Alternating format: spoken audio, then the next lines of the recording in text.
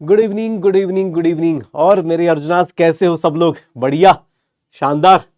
हाँ भाई, तो अपना चैप्टर शुरू हो चुका है थर्मोडायनेमिक्स और उसके हो चुके हैं लेक्चर 2। ठीक है, आज अपने पास लेक्चर नंबर 3 करने वाले हैं। और लेक्चर नंबर 3 में क्या होने वाला है, पहले 1 और 2 वाला लेक्चर हमने कर लिया क्या?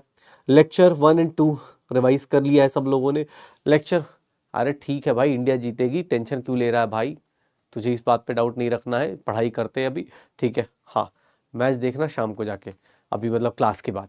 ओके, तो लेक्चर अपने पास 1 एंड 2 कितने लोगों को रिवाइज्ड है? लेक्चर 1 एंड 2 कितने लोगों को रिवाइज्ड है भाई? अरे डॉक्टर बनाएंगे भाई, कौन बनेगा डॉक्टर चालू होगा आज से न्यूमेरिकल। सब लास्ट क्लास में हमने बहुत कुछ सीखा है, लास्ट क्लास में बहुत कुछ सीखा है भाई, तो आज उस सीखने को थोड़ा याद करते हैं। मैं कुछ फॉर्मूले भूल चुका हूं, क्या मेरे अर्जुनाज मुझे याद करा सकते हैं कुछ फॉर्मूलाज? मैंने कुछ चीजें बताई थी, वो सब कुछ मैं भूल चुका हूं भाई, एक बार बता सकते हो? मैंने कुछ heat capacity, specific heat capacity, इतनी बड़ी बड़ी बातें मैंने लास्ट क्लास में कराई थी, याद है? पक्का?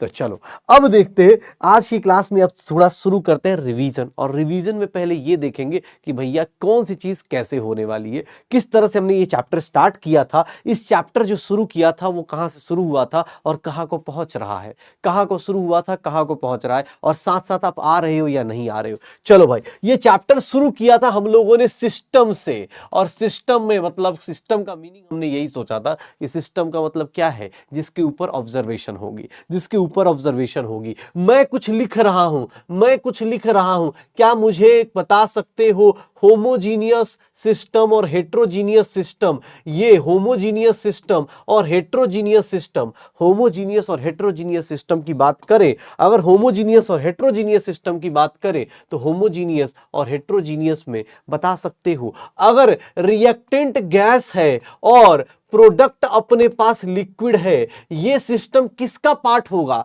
होमोजीनियस का या हेट्रोजीनियस का? मुझे आंसर बताओ जल्दी से जल्दी, मुझे नहीं आता, मैं क्या बोलूं? मैं स्पैमर की तरह बहुत मासूमियत से पूछ रहा हूं भाई, मुझे नहीं आता, इसका आंसर क्या होगा? रिएक्टेंट अगर गैस है और प्रोडक्ट अपने पास क्या है, लिक्विड में है, क्या होगा, कैसे होगा? ये किसका एग्जाम्पल होगा? ये हेट्रो का एग्जाम्पल होगा। ये किसका एग्जाम्पल हो जाएगा? हेट्रोजीनियस का। डेफिनेशन कौन ही पूछता है? अब देखो, मुझसे किसी ने बोल दिया कि सर टाइप ऑफ सिस्टम में अगर पूछा जाए तो आपके पास ओपन सिस्टम है, एक क्लोज सिस्टम है और एक एडियाबेटिक सिस्टम है।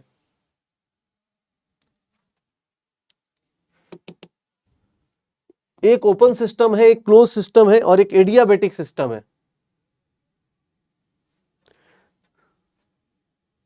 चेंज हो जा रही,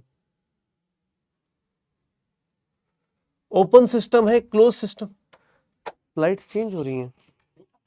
हाँ, ओपन क्लोज और आइसोलेटेड सिस्टम है। अगर मुझसे किसने पूछ दिया ओपन क्लोज और आइसोलेटेड, तो इसमें बताओगे, लेक्चर को पीछे ले जाके चेक कर लो, ओपन क्लोज और आइसोलेटेड की बात कर रहा हूं। यहां बताओगे किसकी बाउंड्री, ध्यान से सुनना, मुझे बताओगे किसकी बाउंड्री, सर किसकी बाउंड्री सील्ड है, किसकी बाउंड्री सील्ड है बट नॉट इंसुलेटेड? कौन से सिस्टम में ये चीजें होती हैं बेटा, बताओगे? ऑब्जेक्टिव क्वेश्चन करने आओगे, किसकी boundary, open system, close system और आइसोलेटेड सिस्टम में से किसकी बाउंड्री ऐसा हो रहा होगा जिसकी बाउंड्री सील्ड है बट नॉट इंसुलेटेड? कौन सी बाउंड्री सील्ड होती है but not insulated? Very good. क्या होगा सर, ये किसकी बाउंड्री होगी? क्लोज्ड की। क्या होगा, बाउंड्री क्या होगी? क्लोज्ड होगी। श्योर हो? अच्छा, फिर किसने बोला सर सिस्टम हो गया, सराउंडिंग हो गया, हम लोग ने वॉल्स देख ली, बाउंड्रीज देख ली। अब मेरे पास आया सिस्टम के बाद, सर मेरे को दो प्रॉपर्टीज बताई गई, किसी भी सिस्टम का दो प्रॉपर्टी बताया गया।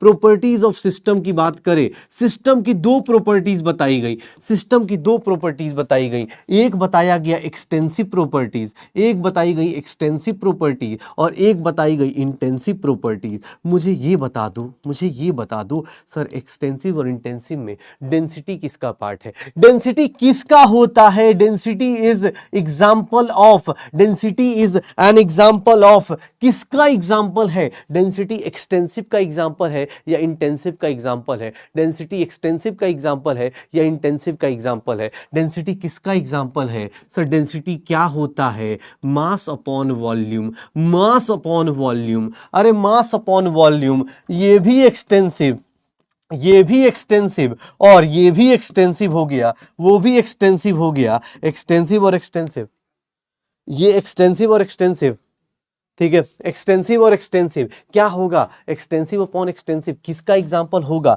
सर? डेंसिटी किसका एग्जांपल होगा? इंटेंसिव का। डेंसिटी किसका एग्जांपल होगा? इंटेंसिव का। अच्छा एक काम करो, ये बता दो कौन एडिटिव होता है, कौन एडिटिव होता है इनमें से, कौन एडिटिव होगा? Which one is additive in nature, which one is additive in nature? चलो भाई अर्जुनाथ जल्दी से जल्दी बताओ, मैं सब कुछ भूल गया हूं भाई, मैं क्या करूं, मुझे याद नहीं आ रहा कौन सा एडिटिव होता है। Which one is additive in nature, कौन सा एडिटिव इन नेचर होता है? ये होता है, यस। कौन सा होगा एडिटिव इन नेचर सर? ये एडिटिव इन नेचर होगा। ये क्या होगा? एडिटिव इन नेचर होगा सर। ये नेचर में एडिटिव की तरह बिहेव करता है, ऐड कर सकते आराम से। सर ये तो चलो हमने पढ़ लिया, मुझे किसी ने बोल दिया कि सर थर्मोडायनेमिक फंक्शंस की बात करें, थर्मोडायनेमिक फंक्शंस की बात करें तो हमारे रिलेटिव्स की तरह बातें हुई थी कि थर्मोडायनेमिक फंक्शंस जो होते हैं वो कितने टाइप के फंक्शंस होते हैं। थर्मोडायनेमिक फंक्शंस का मतलब बेटा वो मत कर देना कि थर्मोडायनेमिक फंक्शन मतलब पता है सर क्या होता है? वो फंक्शन जिसमें हीट एक्सचेंज हो रहा हो खटाक खटाक, उसको नहीं बोलते भाई। ऐसा नहीं सर कहीं लड़ाई चल रही हो और तुम बोल रहे हो सर पता है आज हमारे मोहल्ले में थर्मोडायनेमिक फंक्शन हुआ, हीट का एक्सचेंज चल रहा था, ऐसा नहीं, ठीक है। थर्मोडायनेमिक फंक्शन आपको पता है जो दो टाइप की होती हैं वो कौन कौन सी हैं? स्टेट फंक्शन और एक क्या है? Path function. मुझे पाथ फंक्शन में, मुझे पाथ फंक्शन के दो एग्जांपल्स दे दो भाई, मुझे पाथ फंक्शन के दो एग्जांपल्स जो हमने पढ़ना है, क्या क्या एग्जांपल होंगे? स्टेट फंक्शन और पाथ फंक्शन में बात करें तो सर कौन से एग्जांपल, पाथ फंक्शन के क्या एग्जांपल्स होंगे? हाँ मतलब ऐसा नहीं कि थर्मोडायनेमिक फंक्शन मतलब जहां भी हीट एक्सचेंज हो रहा है, पता चला घर के बाहर लड़ाई हो रही है वहां बोल रहे हैं, समझा रहे हैं सामने वाले को कि हाँ भाई थर्मोडायनेमिक फंक्शन ये होता है। कौन कौन से लोग होंगे? हाँ पाथ फंक्शन क्या है तो सर वर्क एंड हीट। हम लोगों ने अब वर्क एंड हीट के बारे में जाना और जैसे ही वर्क एंड हीट के बारे में जाना अब हमें पता चल गया, अब हमें पता चल गया कि सर हीट और वर्क को पहले पढ़ लेते हैं क्योंकि यही दोनों पाथ फंक्शन है। तो पहले हमने शुरू किया था हीट को, हमने शुरू किया था हीट हमारे पास दो टाइप का आया था, हीट हमारे पास दो टाइप का आया था, एक था सेंसिबल हीट, एक था सेंसिबल हीट और एक था लैटेंट हीट। भैया मुझे कोई बता सकता है सर कौन सा heat constant temperature and pressure पे था? कौन सा heat constant temperature and pressure पे था? Which heat is constant temperature and pressure पे कौन सा हीट दिया जाता है सर? QL दिया जाता है या फिर QS दिया जाता है? सेंसिबल हीट या लैटेंट हीट? कौन सा हीट था? लैटेंट हीट या sensible heat? Very good. Latent heat कहां दिया जाता है? टेम्परेचर कांस्टेंट और heat pressure constant. Sensible heat का फॉर्मूला मैंने तीन फॉर्मूले बताए थे, मैंने तीन फॉर्मूले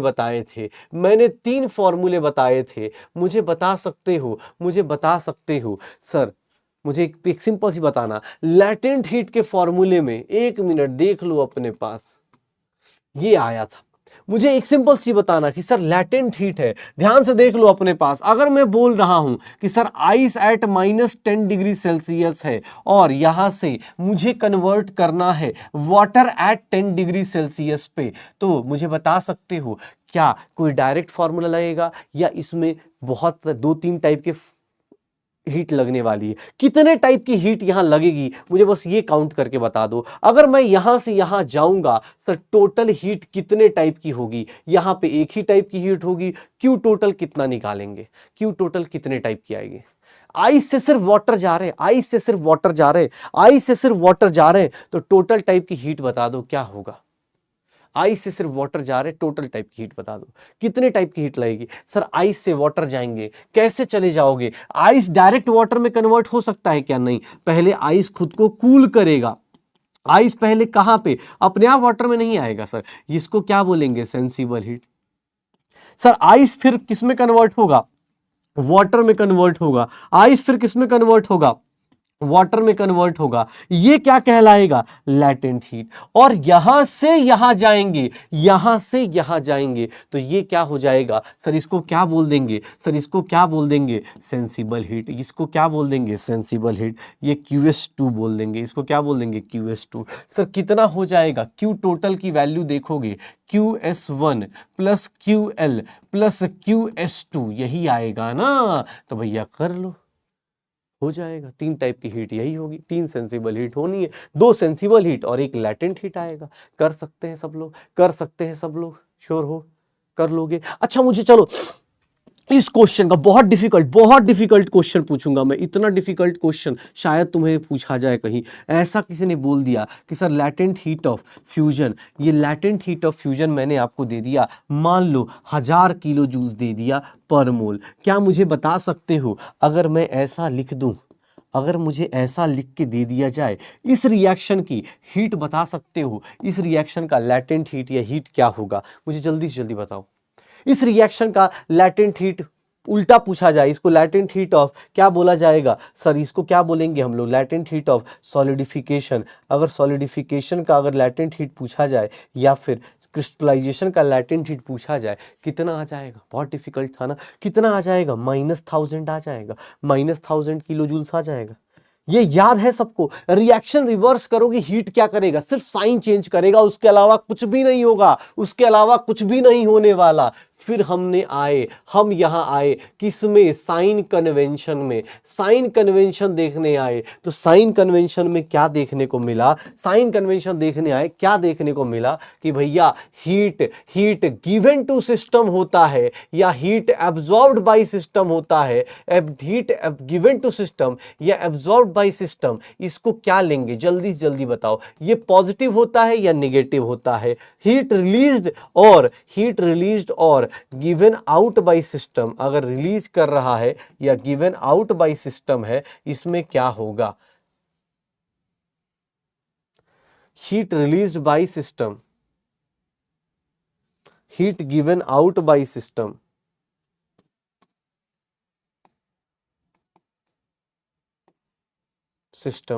क्या होगा, तो सर इसमें इसकी वैल्यू क्या आएगी, पॉजिटिव, और इसकी वैल्यू क्या आ जाएगी, नेगेटिव। तो हीट भी हमने कर लिया है, हीट भी हमने कर लिया है, याद है, हीट भी हमने कर लिया था, वेरी गुड, बहुत बढ़िया।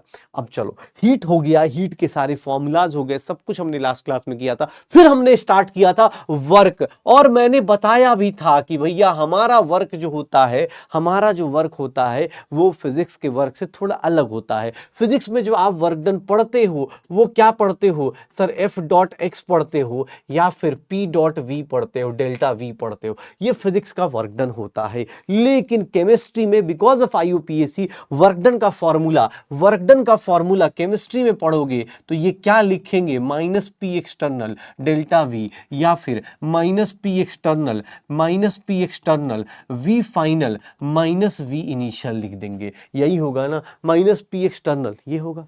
अब यहां पे सर मैंने दो टाइप का वर्क बताया था आपको, दो टाइप का वर्क बताया था, इसका भी एक एक्सपेंशन का वर्क बताया था। जब आप एक्सपेंड करते हो तो इसका मतलब क्या होता है, वर्क डन बाय सिस्टम कहलाता है। जब आप एक्सपेंशन करते हो तो वर्क डन बाय सिस्टम कहलाता है। और एक्सपेंशन में आपको भी पता है फाइनल वॉल्यूम क्या होगा, ग्रेटर देन क्या होगा, इनिशियल होगा। और इस केस में work done by the system अगर कैलकुलेट करने जाओगे तो क्या आएगा सर, ये जो चीज आएगी वो क्या आएगी, निगेटिव आएगी। मतलब अगर आप एक्सपेंशन करते हो तो आप एनर्जी लूज करोगे, अगर आपका सिस्टम वर्क करता है तो आप एनर्जी क्या करोगे, लूज करोगे। रीजन क्या है आपको पता चल चुका है। अगर मैं उल्टा कर दूं कि सिस्टम कंप्रेशन में जा रहा है या work done on the system हो रहा है, बेटा पहली बार ऐसा कोई चैप्टर आ रहा है जहां पर आपको work done on the system हो रहा है, सिस्टम पे वर्क हो रहा है, तो साइन कन्वेंशन याद रखिएगा। इसके केस में V फाइनल जो होगा वो लेस देन V इनिशियल होगा और इसीलिए work done on the system, work done on the system हमारा, work done on the system हमारा क्या हो जाता है, पॉजिटिव हो जाता है। तो ये ध्यान रखिएगा, work done by the system, work done on the system, ये चीजें निकाल सकते हैं। ये work done by the system, work done on the system, मतलब केमिस्ट्री एक सीधा सा, IUPAC ने बोला एक काम करो, फिजिक्स वालों को छोड़ दो, फिजिक्स वाले क्या करते हैं, उनके हिसाब से भाई अपने आप को ही उल्टा सोचते हैं। केमिस्ट्री में बोला गया भैया जहां हीट एब्जॉर्ब होगा उसको पॉजिटिव बोलेंगे, और जहां हीट रिलीज होगा या वर्क करोगे, जहां एनर्जी लूज करोगे उसको निगेटिव बोलेंगे। अगर मेरा सिस्टम लूज कर रहा है, मतलब एक्सपेंशन कर रहा है, वर्क करेगा, तो एनर्जी लूज करेगा, इसलिए निगेटिव आया, और अगर सिस्टम के ऊपर वर्क हो रहा है तो पॉजिटिव आएगा। तो वर्क डन हमने पढ़ा था, वर्क डन में ये चीजें पढ़ ली थी। तो भैया चलो आज की कहानी वहीं से शुरू करेंगे, आज की कहानी वहीं से शुरू करेंगे। और बहुत ज्यादा इंपॉर्टेंट सर, कुछ कन्वर्जन्स मैंने बताए थे, अभी फिर से कुछ बताने वाला हूं। वर्क डन में हमने ये सब चीजें पढ़ी थी, तो वर्क डन के ऊपर फिर से हम लोग आते हैं, और लास्ट क्लास में जहां पढ़ रखा था, जितना पढ़ रखा था उसी के आगे चलते हैं। रिवाइज हो गया सबका? चलो 15 मिनट में रिवाइज हो गया। अब शुरू करते हैं क्या, अब छोड़ते हैं, शुरू करते हैं क्या। तो सर देखिएगा, थोड़ा सा देखिएगा, अगर मैं वर्क डन का फॉर्मूला लिख देता हूं minus P external delta we, minus P external delta we, या फिर वर्क डन का फॉर्मूला, बेटा इतनी बार लिख दो ना फॉर्मूला कि अगले 2 साल तक याद रहे। ये मेरा फॉर्मूला है, ठीक है, ध्यान से सुनना।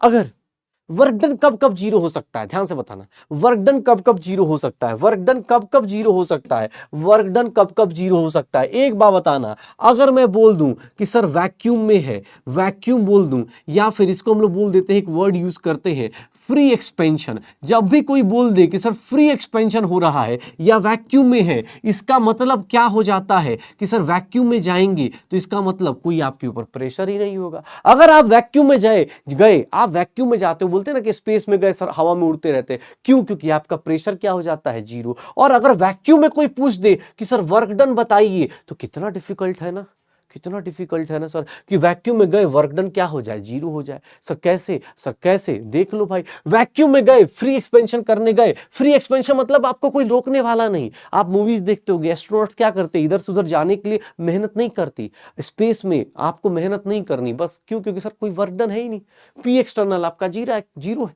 यहां पे हम वर्क करते हैं, क्यों? क्योंकि सर हमें जाना होता है एटमॉस्फेरिक प्रेशर के अगेंस्ट, लेकिन वहां पे कोई जरूरत नहीं, हवा में उड़ना उड़ जाओ, बहुत सिंपल सा है। क्यों? क्योंकि सर वहां पी एक्सटर्नल जीरो है। फिर किसी ने बोल दिया कि सर अगर आपको आइसोकोरिक प्रोसेस दे दिया जाए, आइसोकोरिक प्रोसेस दे दिया जाए, या फिर जहां पे आइसोकोरिक प्रोसेस मतलब क्या हो गया कि सर आपका वॉल्यूम क्या रहेगा, कांस्टेंट रहेगा। और अगर आपका वॉल्यूम कांस्टेंट है तो डेल्टा वी मतलब क्या हो गया, जीरो। सर इस प्रोसेस में आप सब लोग जानते हो, जब आप ग्राफ बना रहे थे, मैंने 3 टाइप के प्रोसेस बताए थे, आइसोथर्मल जहां टेम्परेचर कांस्टेंट, आइसोबारिक जहां प्रेशर कांस्टेंट, और आइसोकोरिक जहां वॉल्यूम कांस्टेंट। उस केस में वॉल्यूम कांस्टेंट हुआ मतलब change in volume zero. Sir again work done क्या हो जाएगा, जीरो। अगेन वर्क डन क्या हो जाएगा, जीरो। क्यों? क्योंकि सर, अरे सर ये देखो, पहले इसको जीरो बना दिया या फिर इसको जीरो बना दो, और जीरो एक ऐसा नंबर है जिससे कभी, जीरो से कभी भी दुश्मनी नहीं करनी है। क्यों? क्योंकि जीरो अगर मल्टीप्लाई में आ गया ना बेटा, तो आपकी जिंदगी बर्बाद कर देगा। जीरो एक ऐसा दोस्त होना चाहिए बस आपकी लाइफ में लास्ट में आए, मतलब अगर आपकी लाइफ में 72 नंबर आ रहे हैं, जीरो का ये यूज है। लेकिन ये मत कर दीजिएगा कि सर इसको जीरो से मल्टीप्लाई कर दे, जीरो हो जाइएगा, ठीक है ना। तो याद रखिएगा, जीरो से कभी भी दोस्ती करनी है, मल्टीप्लीकेशन नहीं करना है, ठीक है ना। हाँ, किसने बोला, याद कराया, सही बोला, वॉल्यूम कहाँ कांस्टेंट था, गेलुजाक्स लॉ में कांस्टेंट कहाँ था, गेलुजाक्स में। हाँ बेटा, अब तो आज का क्लास शुरू हो गया ना, तो अब तो लिख ही सकते हो, ये तो पहले लिखवाया था ये अपने पास, ओके ठीक है। अब देखना, हाँ गेलुजाक्स लॉ और एमंटन्स लॉ, ठीक है। अब किसने बोला कि सर वर्क डन ऐसे, अच्छा चलो फिजिक्स में इसको देखना भाई, देखो बड़ी हिम्मत करके बता रहा हूं, आई होप सो फिजिक्स में सबने ऐसा पढ़ा होगा। वर्क डन को minus P external delta we बोला गया है। अगर फॉर अ स्मॉल चेंज निकालूं, देखना भाई, फॉर अ स्मॉल चेंज निकालूं तो देखना मैं कुछ निकाल रहा हूं, ये ऐसे लिख सकता हूं क्या, कोई दिक्कत? शायद फिजिक्स में ऐसा एक्सप्रेशन आप लोगों ने पढ़ा भी हो। स्मॉल चेंज के लिए क्या लिखते हैं, डिफरेंशिएटेड लिखते हैं ना भाई, डी डब्ल्यू ऐसा आता है, ठीक है। ऐसा डी डब्ल्यू होता है, डी डब्ल्यू इसको क्या लिख देंगे, डीवी। डिफरेंशिएट करने आता है, डिफरेंशिएट करने आता है भाई, डी डब्ल्यू, और वो क्या हो गया, डीवी हो जाएगा। हाँ हो जाएगा। सर डी डब्ल्यू मतलब क्या हो गया, सर डिफरेंशिएशन कर रहे हैं, डिफरेंशिएशन कर रहे हैं सर, कुछ नहीं, स्मॉल चेंज के लिए वर्क डन थोड़ा सा, वॉल्यूम क्या लेंगे, वॉल्यूम का चेंज थोड़ा सा ले लेंगे, हो जाएगा। भाई देख लो डिफरेंशिएशन इंटीग्रेशन अपने पास अगर बात करें तो स्मॉल चेंज, हाँ बेटा फिजिक्स तो यहाँ यूज होगी, फिजिकल केमिस्ट्री नाम ऐसे थोड़ी ना रखा है, फिजिक्स हम लोग यूज करेंगे। फिर किसने बोला कि सर यहाँ पे स्मॉल चेंज के लिए थोड़ा सा वर्क डन, क्योंकि थोड़ा सा वॉल्यूम चेंज हो रहा है। अच्छा ऐसी बात है, डिफरेंशिएशन क्या होता है बेटा, बहुत हाई लेवल कॉन्सेप्ट है, वो फिजिक्स में ही पता चलता है, केमिस्ट्री वाले कभी हिम्मत कर ही नहीं सकते। डिफरेंशिएशन क्या होता है, हाँ अरे यार हाँ चलो, इस चीज को जब भी दो लोगों की मल्टीप्लीकेशन से कुछ आता है ना, तो वर्क डन को आप ऐसे भी लिख सकते हो, वर्क डन का जो मैग्नीट्यूड है, वर्क डन का जो मैग्नीट्यूड है वो पता है कैसे भी निकाला जा सकता है। जब भी अब अगर आप फिजिक्स में जानते हो कि area under PV curve, sir आप दो लोगों की मल्टीप्लीकेशन से अगर कुछ निकाल रहे हो, अगर मोशन इन 1D पढ़ा होगा या 2D पढ़ा होगा तो आपको ये जादू पता होगा कि सर अगर आपको पता है कि sir what is DV, dx upon dt, अगर मैं ऐसे लिख दूं कि v is equals to dx upon dt, अब यार डर ही लग रहा है ना, पता चला तो शायद ऐसा कुछ पढ़ा होगा कि सर स्पीड डिस्टेंस निकालने के लिए सर वेलोसिटी वर्सेस टाइम के ग्राफ का एरिया निकाल लेते, शायद ऐसा कुछ पता हो। हाँ ऐसा कुछ पता हो भाई, इंटीग्रेट कर देते हैं, ऐसा कुछ होता है कि एरिया निकाल देते, अगर मुझे इसको करना है तो इसको इंटीग्रेट करूंगा, और जहाँ इंटीग्रेशन आता है वहाँ एरिया आता है भाई, ये पता है सबको। हाँ नहीं पता तो कोई बात नहीं, आप रट लेना बेटा, अब मैं ज्यादा फिजिक्स के अंदर नहीं घुसूंगा। आपको वर्क डन का मैग्नीट्यूड निकालना है तो आप एक तो फॉर्मूले से निकाल सकते, या फिर डिफरेंशिएट करके निकाल सकते, या फिर एरिया अंडर पीवी कर्व निकाल सकते हो भाई।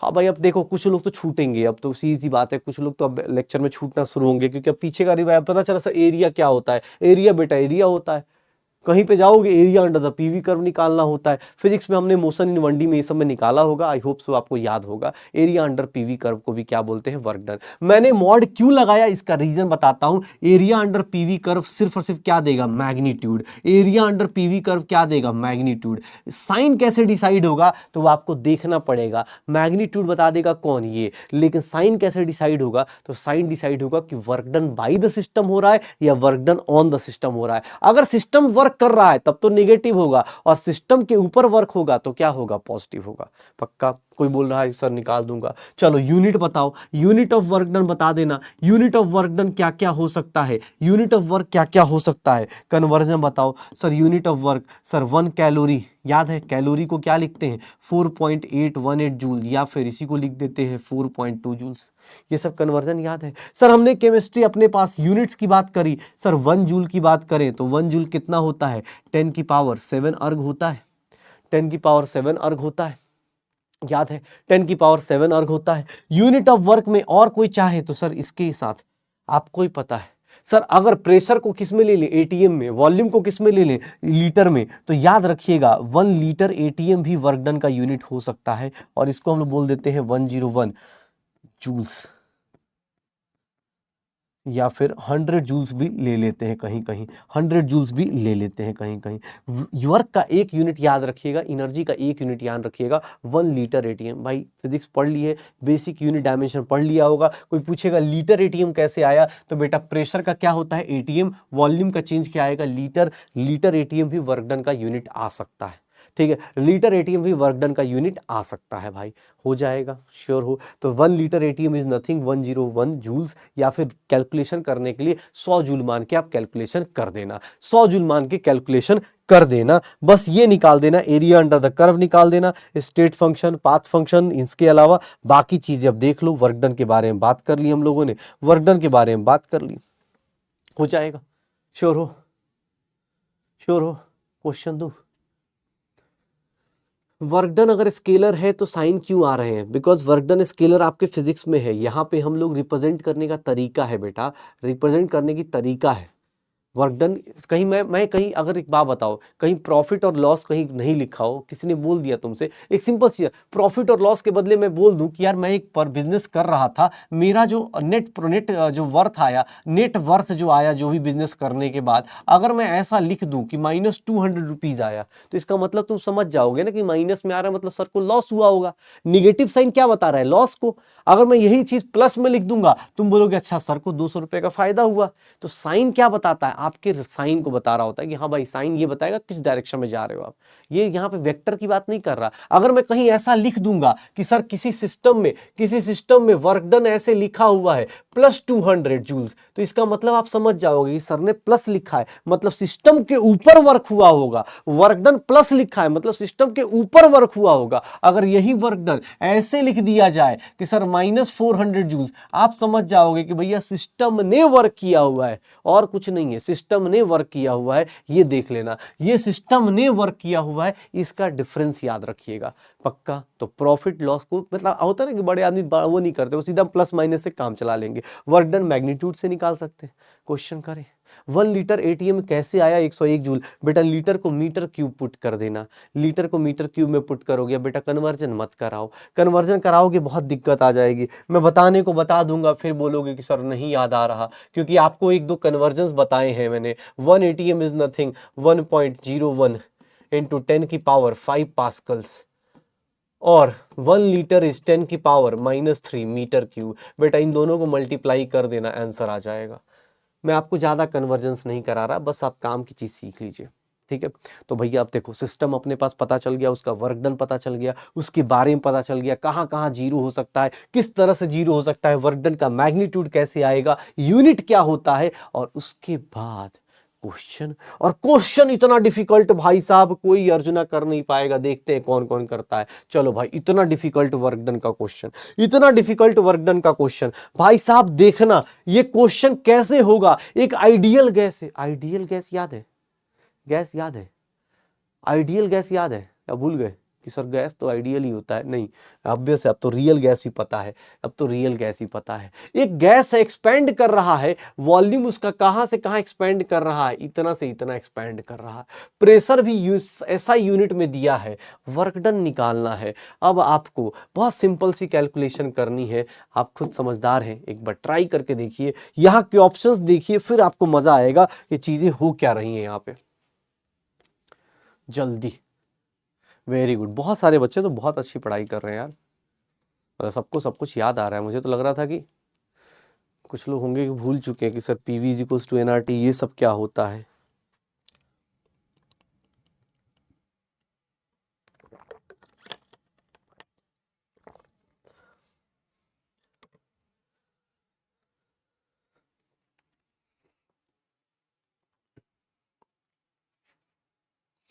डीपीपी बेटा आज नहीं इसलिए नहीं दिए कि मंडे को फिर क्लास है, आज ऐसे भी कुछ लोग थोड़ा मैच वैच देखेंगे तो इसलिए।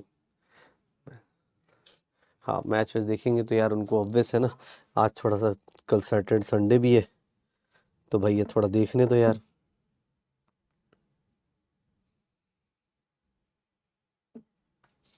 चलो हाँ, मंडे को क्वेश्चंस बहुत अच्छे आएंगे, टेंशन मत लीजिए। ये देख लीजिए वर्क डन का फॉर्मूला क्या बताया गया था, -P एक्सटर्नल डेल्टा V, मतलब V फाइनल -V इनिशियल। अब बेटा देखो कुछ चीजें अब थोड़ा सा आपको बार बार देखनी पड़ेंगी। रीजन क्या होता है, यहाँ पे कुछ लोग क्या करते हैं, सर माइनस प्रेशर कितना है 10 की पावर 5 है, लेकिन वॉल्यूम फाइनल कितना है 10 की पावर -2 -10 की पावर -3। अब कैलकुलेशन में याद करो, मैंने ये सब चीजें बता दी हैं, मैंने ये सब चीजें बता दी हैं, ये सब चीजें बता दी कैसे सर, 10 की पावर -2 और 10 की पावर -3 फर्स्ट चैप्टर के अंदर ही मोल कॉन्सेप्ट के अंदर आप किसी एक को पकड़ लो। मैं क्या करता हूं 10 की पावर -3 कॉमन ले लेता हूं। अगर 10 की पावर -3 कॉमन लूंगा तो सर इसको क्या लेना पड़ेगा, सर किससे मल्टीप्लाई करूंगा 10 से, और यहां कितना हो गया 1। देखना एक बार सर -10 की पावर 5 इंटू 10 की पावर 3 10 की पावर 2 इंटू ये कितना आ गया 9, यही जूल्स होगा। क्यों, क्योंकि सर न्यूटन मीटर स्क्वायर और मीटर क्यूब मिलेगा, -900 joules is the correct answer. Work done कितना आ जाएगा, -900 जूल्स आ जाएगा, -900 जूल्स आ जाएगा। कितना आ जाएगा -900।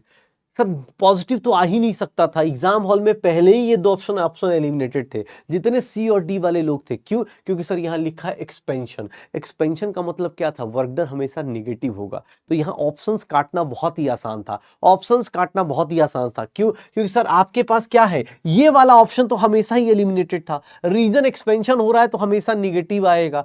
अब कुछ लोगों ने कैलकुलेशन मिस्टेक कर दी होगी तो लगा दिया होगा किलो जूल्स। सर अरे क्वेश्चन अटेम्प्ट करने पे ध्यान दो भाई, ये क्वेश्चन दोबारा अटेम्प्ट करके फिर से दोबारा लिखिए। बहुत सारे लोग ट्रैप हुए, देख लो बी वाले लोग, बेटा इसीलिए बोलते हैं थोड़ी कैलकुलेशन सही से करो। जूल्स क्यों आया? बिकॉज जूल्स, यार क्या बात कर रहे हो तुम लोग, फिजिक्स में न्यूटन मीटर पढ़ चुके हो। न्यूटन मीटर को ही क्या बोलते हैं? 1 न्यूटन मीटर को ही क्या बोलते हैं? जूल्स बोलते हैं।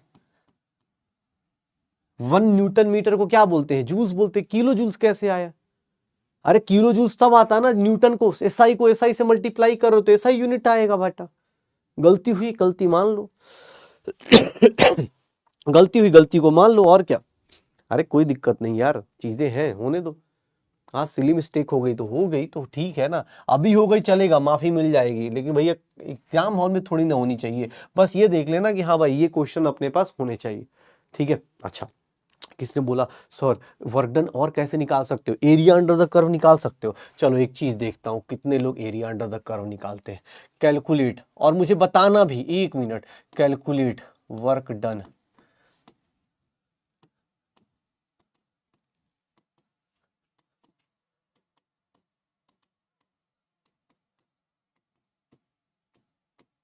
चलो इसका बताओ, पहले इसका यूनिट बताओ।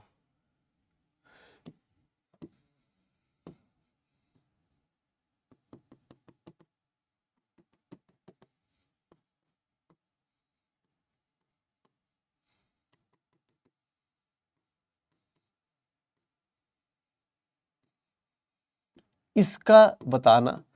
अब इसका वर्क डन बताइए, क्या होगा इसका वर्क डन? ए से बी का कितना वर्क डन आएगा? वर्क डन क्या होता है? वर्क डन क्या होता है, जल्दी बताओ। वर्क डन क्या होता है? वर्क डन कितना आएगा?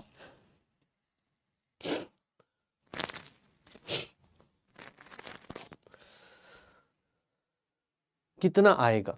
आराम से सोचना। वर्क डन अगर तुमसे पूछे, ध्यान से सुनिएगा, वर्क डन कोई पूछेगा, इस केस में एरिया अंडर द कर्व करेंगे, एरिया अंडर द कर्व करेंगे। वर्क डन इस केस में क्या आएगा? एरिया अंडर पीवी कर्व आएगा। और ध्यान से सुनना एक चीज और, सर इससे सिर्फ मैग्नीट्यूड आएगा, ओरिजिनल साइन प्लस और माइनस डिसाइड करेंगे एक्सपेंशन हो रहा है या कॉन्ट्रैक्शन हो रहा है। बहुत सारे लोगों ने सही आंसर देना शुरू कर दिया है, लेकिन ध्यान से सुनना, अभी ये गलती तुम लोग कर रहे हो।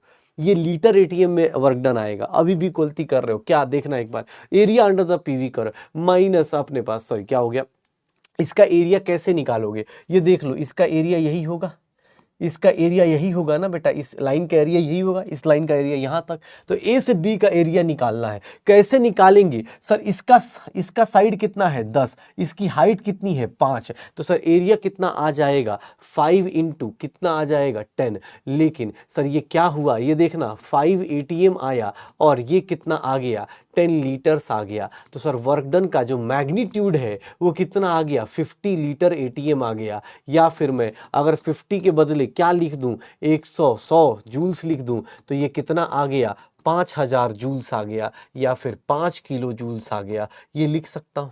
मुझे एग्जाम हॉल में लीटर एटीएम में भी आंसर हो सकता है, जूल में भी हो सकता है, किलो जूल में भी हो सकता है, जैसे दिया हो वैसे लिख दूंगा। लेकिन सर वर्क डन का रियल साइन मुझे बताओगे, पॉजिटिव होगा या निगेटिव होगा? यहां ए से बी में work done A to B, work done A to B में मुझे बताओगे सर रियल साइन क्या होगा? Work done A to B में सर 500 या 50 लीटर एटीएम के आगे मैं क्या लगाऊं? प्लस लगाऊं या माइनस लगाऊं, मुझे बता सकते हो? 50 लीटर एटीएम के आगे क्या लगाऊं? प्लस लगाऊं या माइनस लगाऊं? क्या लगाऊंगा सर? निगेटिव लगाऊंगा। ये आपको कैसे पता चल रहा है? तो भैया पूरी क्लास देख ले। सर यहां पे एक्सपेंशन हो रहा है, इनिशियल वॉल्यूम से ज्यादा फाइनल वॉल्यूम हो रहा है। अगर मैं तुमसे उल्टा पूछ लेता, अगर मैं उल्टा पूछ लेता तो तुम्हें भी पता है, तुम शायद ज्यादा मेहनत नहीं करते। क्या चेंज करते? चलो बताओ। अगर बी टू ए पूछ लेता, अगर यही ग्राफ उल्टा कर देता, बोलता इधर से इधर जा रहे हैं, क्या चेंज होता? सिर्फ और सिर्फ क्या चेंज होता? निगेटिव चेंज होता या क्या चेंज होता? बताओ सर। वैल्यू सेम रहती, वैल्यू सेम रहती, बस सिर्फ निगेटिव के बदले क्या आ जाता? पॉजिटिव आ जाता। तो work done A to B निकालो, बी टू ए निकालो। इसलिए बोला ये जो मिल रहा है एरिया, ये एरिया क्या बता रहा है? सिर्फ मैग्नीट्यूड। साइन कैसे लगाना है ये आपके ऊपर डिपेंड करता है, साइन कैसे लगाना है ये आपके ऊपर डिपेंड करता है। हो जाएगा, कहीं ऐसा लिखा हो। अब मैं बहुत डिफिकल्ट क्वेश्चन दूंगा, अब मैं बहुत डिफिकल्ट क्वेश्चन दूंगा भाई साहब। इतने डिफिकल्ट क्वेश्चन तुमने किए हैं कि नहीं, देख लो भाई। मैं पहले बता दे रहा हूं, मैं डरा भी दे रहा हूं। मैं देखना,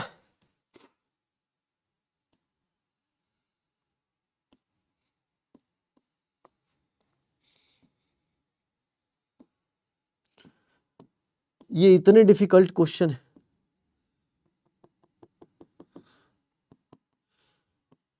प्रेशर जो है एटीएम में है और जो वॉल्यूम है वो है आपका, चलो work done A to B, B to C, मुझे बस मैग्नीट्यूड बताओ क्या होगा। Work done A to B, B to C क्या होगा, मैग्नीट्यूड क्या होगा। सर मैग्नीट्यूड क्या होगा, इसका मैग्नीट्यूड क्या होगा, कैसे निकालेंगे। अगर मैं यहां से यहां जा रहा हूं, ए से बी जा रहा हूं और बी से सी जा रहा हूं, क्या वर्क डन आएगा। लीटर एटीएम में ही निकाल दो, कोई दिक्कत नहीं। लीटर एटीएम में ही निकाल दो, कोई दिक्कत नहीं। कितना आएगा, कितना आएगा सर, निगेटिव या positive.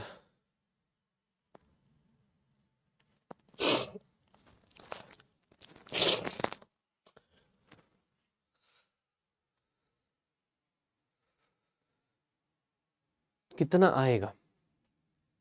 Work done A to B को निकालने जाएंगे हम, एक एक करके निकाल देते हैं। देखो अब एक साथ निकालना नहीं चाह रहे हो तो तुम एक काम करो, work done A to B और बी टू सी। बेटा एक चीज पता है, work done B to C क्या होगा, जीरो होगा। क्यों, क्योंकि सर इसकी वैल्यू में देख लो, वॉल्यूम क्या है सर, वर्टिकल लाइन है, वॉल्यूम क्या है, कांस्टेंट। वर्टिकल लाइन का कोई एरिया नहीं होता, वॉल्यूम कांस्टेंट है, तो इसके केस में वर्क डन क्या होगा, जीरो। क्यों, क्योंकि सर वॉल्यूम क्या है, सर वॉल्यूम क्या हो रहा है, चेंज नहीं कर रहा, volume does not changes. Sir volume change नहीं कर रहा, इसीलिए इसका वर्क डन क्या हो जाएगा, जीरो। लेकिन ए टू बी में तुम्हें पता है sir area under the curve आएगा, यहां से लेकर यहां तक का सारा एरिया लेना पड़ेगा, वर्क डन ए से लेकर बी तक, ये लाइन पूरी लेनी पड़ेगी। क्या आ जाएगा, ए से बी में क्या आ जाएगा, तो सर ये कितना हो गया सर, 5 इंटू कितना आ जाएगा, 5 इंटू 3 आ जाएगा।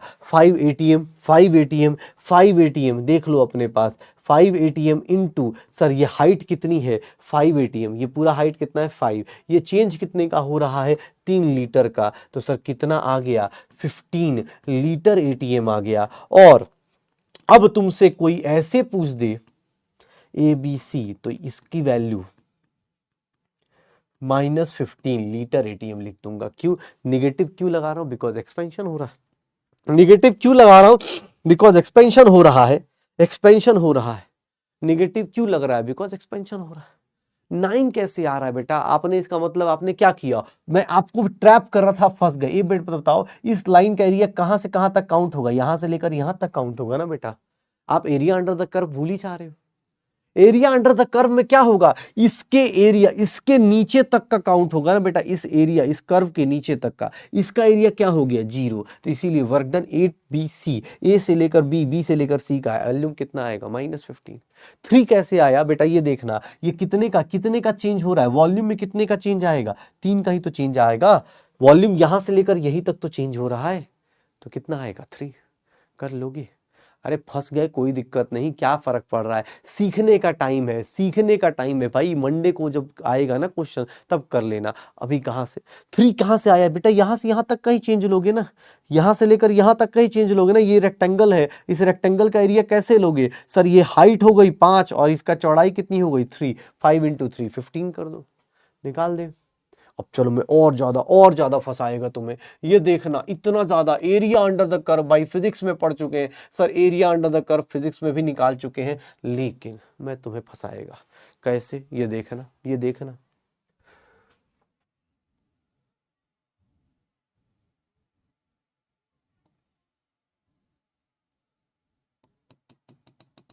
ध्यान से सुनना, आराम से सोचना, गलती मत कर देना भाई। ये देखो, पहले मुझे ये बताओ, ए बी सी डी, मुझे ये बताओ कहां कहां का वर्क डन जो होगा, कहां कहां का वर्क डन जो होगा वो जीरो होगा, कौन कौन से प्रोसेस का वर्क डन जो होगा वो जीरो होगा, कौन कौन से जगह का प्रोसेस जो होगा वो जीरो होगा, कौन कौन सी जगह का प्रोसेस जो होगा वो जीरो होगा, किस किस जगह का प्रोसेस जो होगा वर्क डन जीरो होगा, कौन कौन से प्रोसेस का वर्क डन जीरो होगा। अगर मैं बोलता हूं कि वर्क डन ए से कहां जाना है बी, बी से कहां जाना है सी, सी से कहां जाना है डी, डी से कहां जाना है ए, सर कौन कौन सी जगह होगी जहां वर्क डन सर जीरो होगा। ए से B plus work done B to C, 4 work done निकालने हैं, 4 वर्क डन निकालने हैं, C to D और work done D to A, यही निकालना है। मुझे बताओगे कौन कौन सा जीरो होगा, पहले ये पहचानो कौन कौन सा जीरो हो जाएगा। सर जहां जहां वॉल्यूम कांस्टेंट है इस प्रोसेस में, ए से बी में देखो, ए से बी में क्या है, वॉल्यूम कांस्टेंट है, वॉल्यूम कांस्टेंट है ए से बी में, वॉल्यूम कांस्टेंट है मतलब इसकी वैल्यू क्या हो गई, जीरो,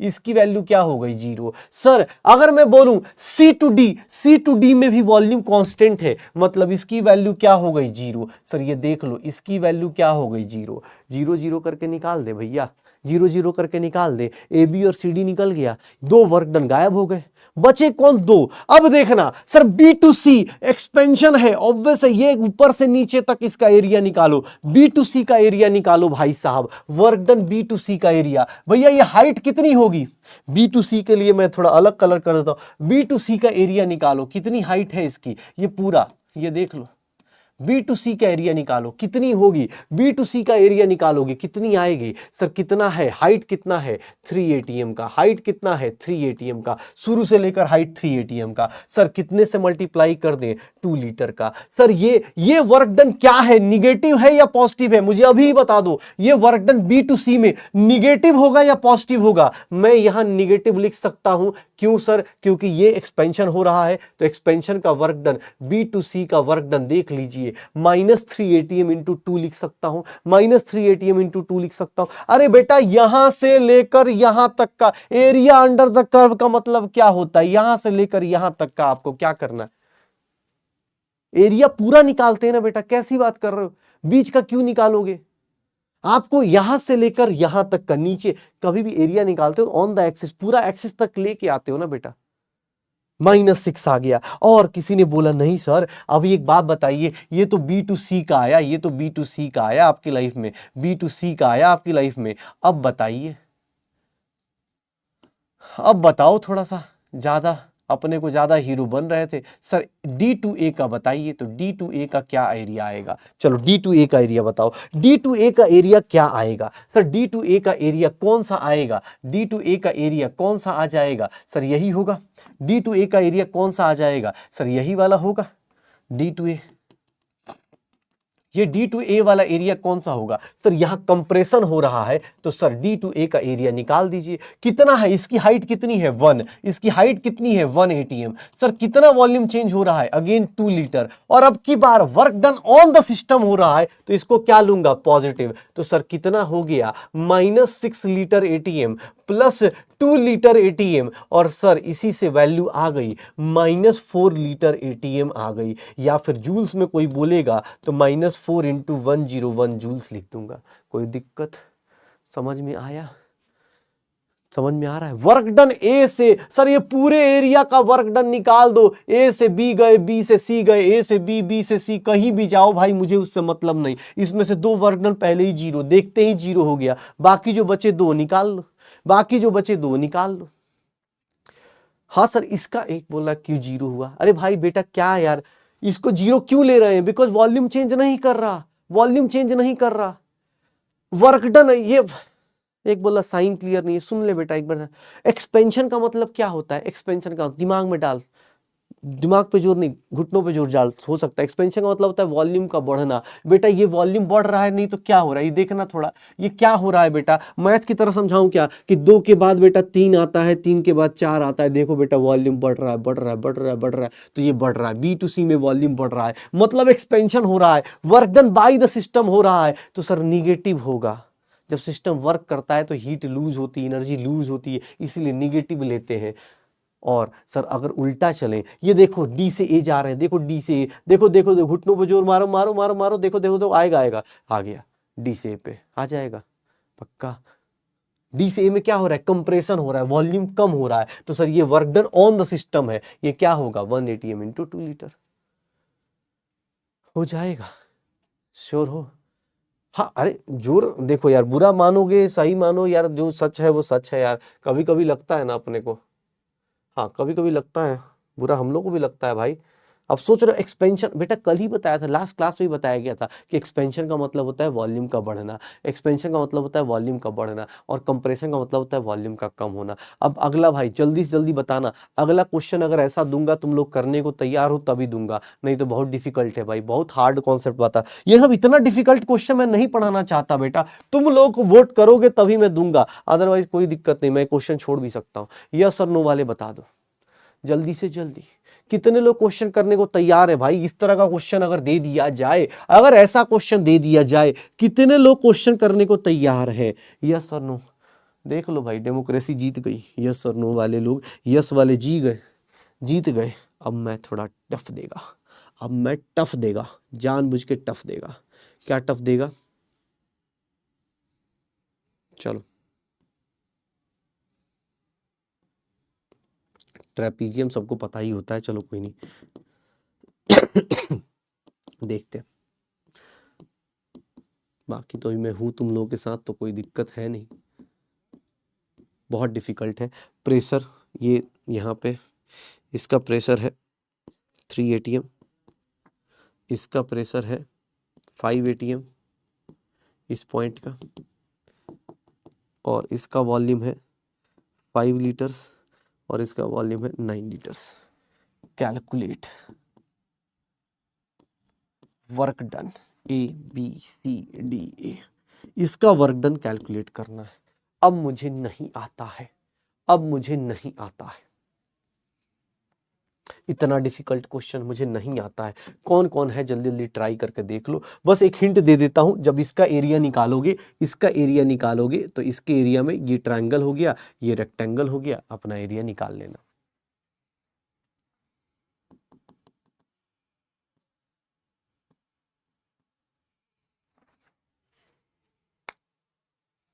अब निकालो, ये वॉल्यूम हो गया ना, इधर वॉल्यूम हो गया, इधर प्रेशर है, इधर प्रेशर पे 4 atm है, इधर प्रेशर है और इधर वॉल्यूम है, इधर 5 लीटर, इधर 2 लीटर, 9 लीटर्स हो गया। निकालो, इसको निकालो।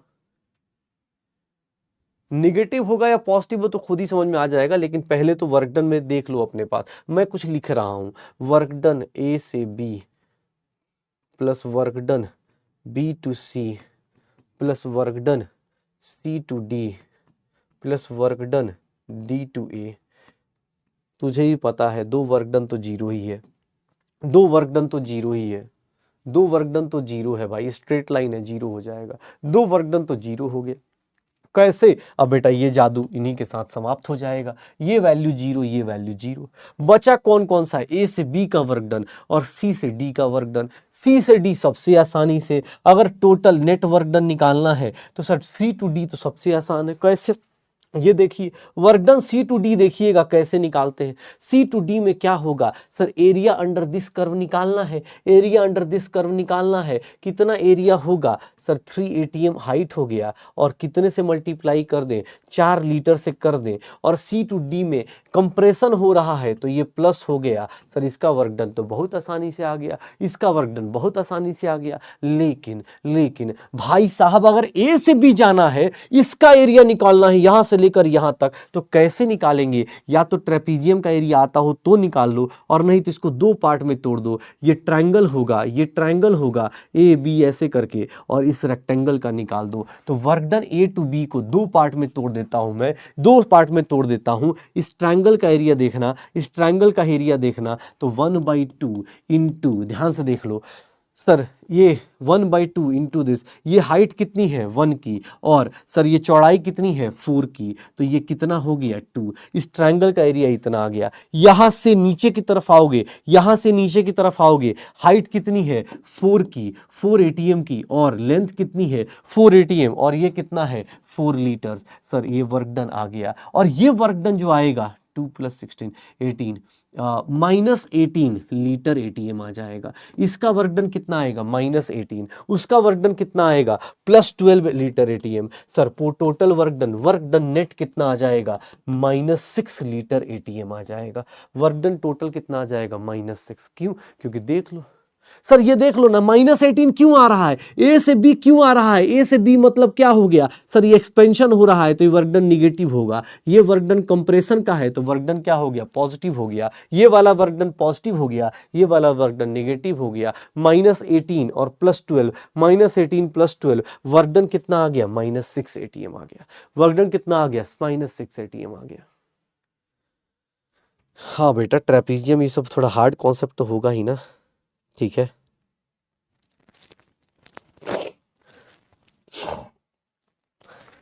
हो जाएगा सर, हो जाएगा। अरे हाँ सर, अच्छा क्वेश्चन है, आप टाइम लीजिए, मैंने कब आपको मना किया। आप सीख लीजिए कि हाँ सर ऐसे भी निकाला जा सकता है, यहां से लेकर यहां तक का एरिया निकालना है, तो मैंने इस ट्रायंगल का एरिया निकाल दिया। अब ये मत बोलना ट्रायंगल कैसे निकालते हैं, ट्रायंगल मतलब half into base into height. Base कितना है सर इसका 4, हाइट कितना है 1 ATM, तो मैंने मल्टीप्लाई करके वो निकाल दिया। सर इस रेक्टेंगल का एरिया क्या हो जाएगा, सर स्क्वायर का एरिया क्या हो जाएगा, इधर 4 लीटर है, इधर हाइट कितनी है 4 ATM, सर इसका एरिया निकाल दिया। ये सब कुछ ऐड करके मैंने क्या लिखा है, माइनस में। क्यों माइनस इसलिए लिखा, बिकॉज ये एक्सपेंशन है, ये पॉजिटिव है इसलिए कंट्रैक्शन हो जाएगा। श्योर है, पक्का। अरे रॉन्ग होना इंपॉर्टेंट नहीं है बेटा, मेन है कि तुम्हें अपनी गलती भी पता चलनी चाहिए ना, तुम गलत करोगे तभी तो सीखोगे, गलत करोगे तभी तो सीख पाओगे भाई। सर ये 12 होगा और 12 + 18 हो गया तो क्या हो जाएगा अपने को, -18। ओके ठीक है, चलो अब ध्यान से देखना, अब ध्यान से देखना। चलो वर्क डन हो गया, अब वर्क डन के बाद हीट और वर्क डन दो पाथ फंक्शन कर लिए। अब मैं तुझे एक इतना, हाँ बेटा अब अगली बार, ठीक है ना, अभी क्वेश्चन इतना थोड़ी ना करना होता है, ठीक है। वर्क डन आ गया, वर्क डन के ऊपर बातें हो गई। अब हम लोग अगली चीज, बहुत डिफिकल्ट चीज बताने जा रहा हूं। इतना डिफिकल्ट तुमने शायद पढ़ा होगा बेटा, इतना डिफिकल्ट शायद ही पढ़ा होगा। कैसे बताऊं, अबे तू भाई मत लिख भाई, तूने अभी एक बंदे ने ईशान किशन सेंचुरी मारेगा उसको आउट कर दिया, हार्दिक पांड्या सेंचुरी मारेगा पता चला वो भी आउट हो गया, तू शांत रहे भाई, ठीक है, तू मत बोल। हाँ ऐसे नहीं होता भाई, तू बोल रहा है उस चक्कर में आउट हो जा रहा है, फायदा नहीं। चलो अब मैं बहुत डिफिकल्ट लॉ बताता हूं, बहुत डिफिकल्ट लॉ बेटा, इस स्टेटमेंट को पढ़ो, इतना डिफिकल्ट लॉ, इंग्लिश पढ़ना है इसकी। Zeroth law of thermodynamics, zeroth law of thermodynamics मतलब इसकी वैल्यू जीरो है। क्यों, इसका रीजन अभी थोड़ी देर बाद तुम्हें हंसी में आ जाएगी। क्यों, क्योंकि बहुत डिफिकल्ट है। सुनना, अरे हंसना मत कोई भी, बहुत डिफिकल्ट लॉ है। ये क्या बोलता है, थोड़ा ध्यान से देखना बेटा, ये क्या बोलता है। Zeroth law of thermodynamics, laws of thermodynamics में सबसे पहला लॉ जीरोथ लॉ क्या बोलता है कि सर दो ऑब्जेक्ट हैं at different temperature in thermal contact with each other have to tend to move towards the same temperature। और ये सुनना, उससे भी हार्ड चीज, उससे भी हार्ड चीज, when two bodies A and B have equality of temperature with a third body C, they in turn have quality of temperature, equality of temperature with each other। भाई साहब इंग्लिश देख रहे हो, कितनी इंग्लिश है, कितनी English है, कितनी इंग्लिश है पता।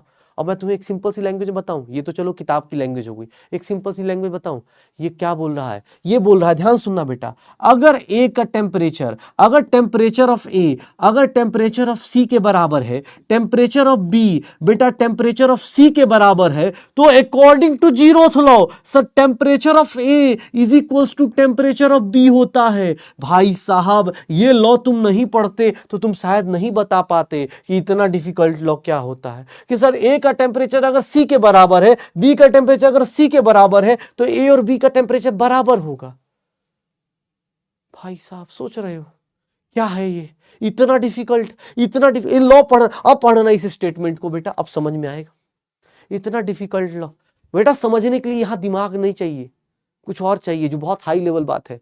ये देख रहे हो कितना डिफिकल्ट लॉ कि sir when two bodies A and B have equality of temperature with a third body C, होता है ना लप्पू सा थर्मोडायनेमिक्स का लॉ है ये, लप्पू सा लॉ है, झिंगुर सा इसका आंसर आ रहा है, ठीक है। इतना डिफिकल्ट लॉ दिया जा रहा है, इसी को देखो इंग्लिश में, sir two objects at different temperature. पढ़ने में कितना अच्छा लग रहा था ना यार, क्या अच्छा लग रहा था, कितना सुंदर लग रहा था, लग रहा था सर कुछ पढ़ाएंगे यार, क्या बताया सर ने, फालतू का मजाक।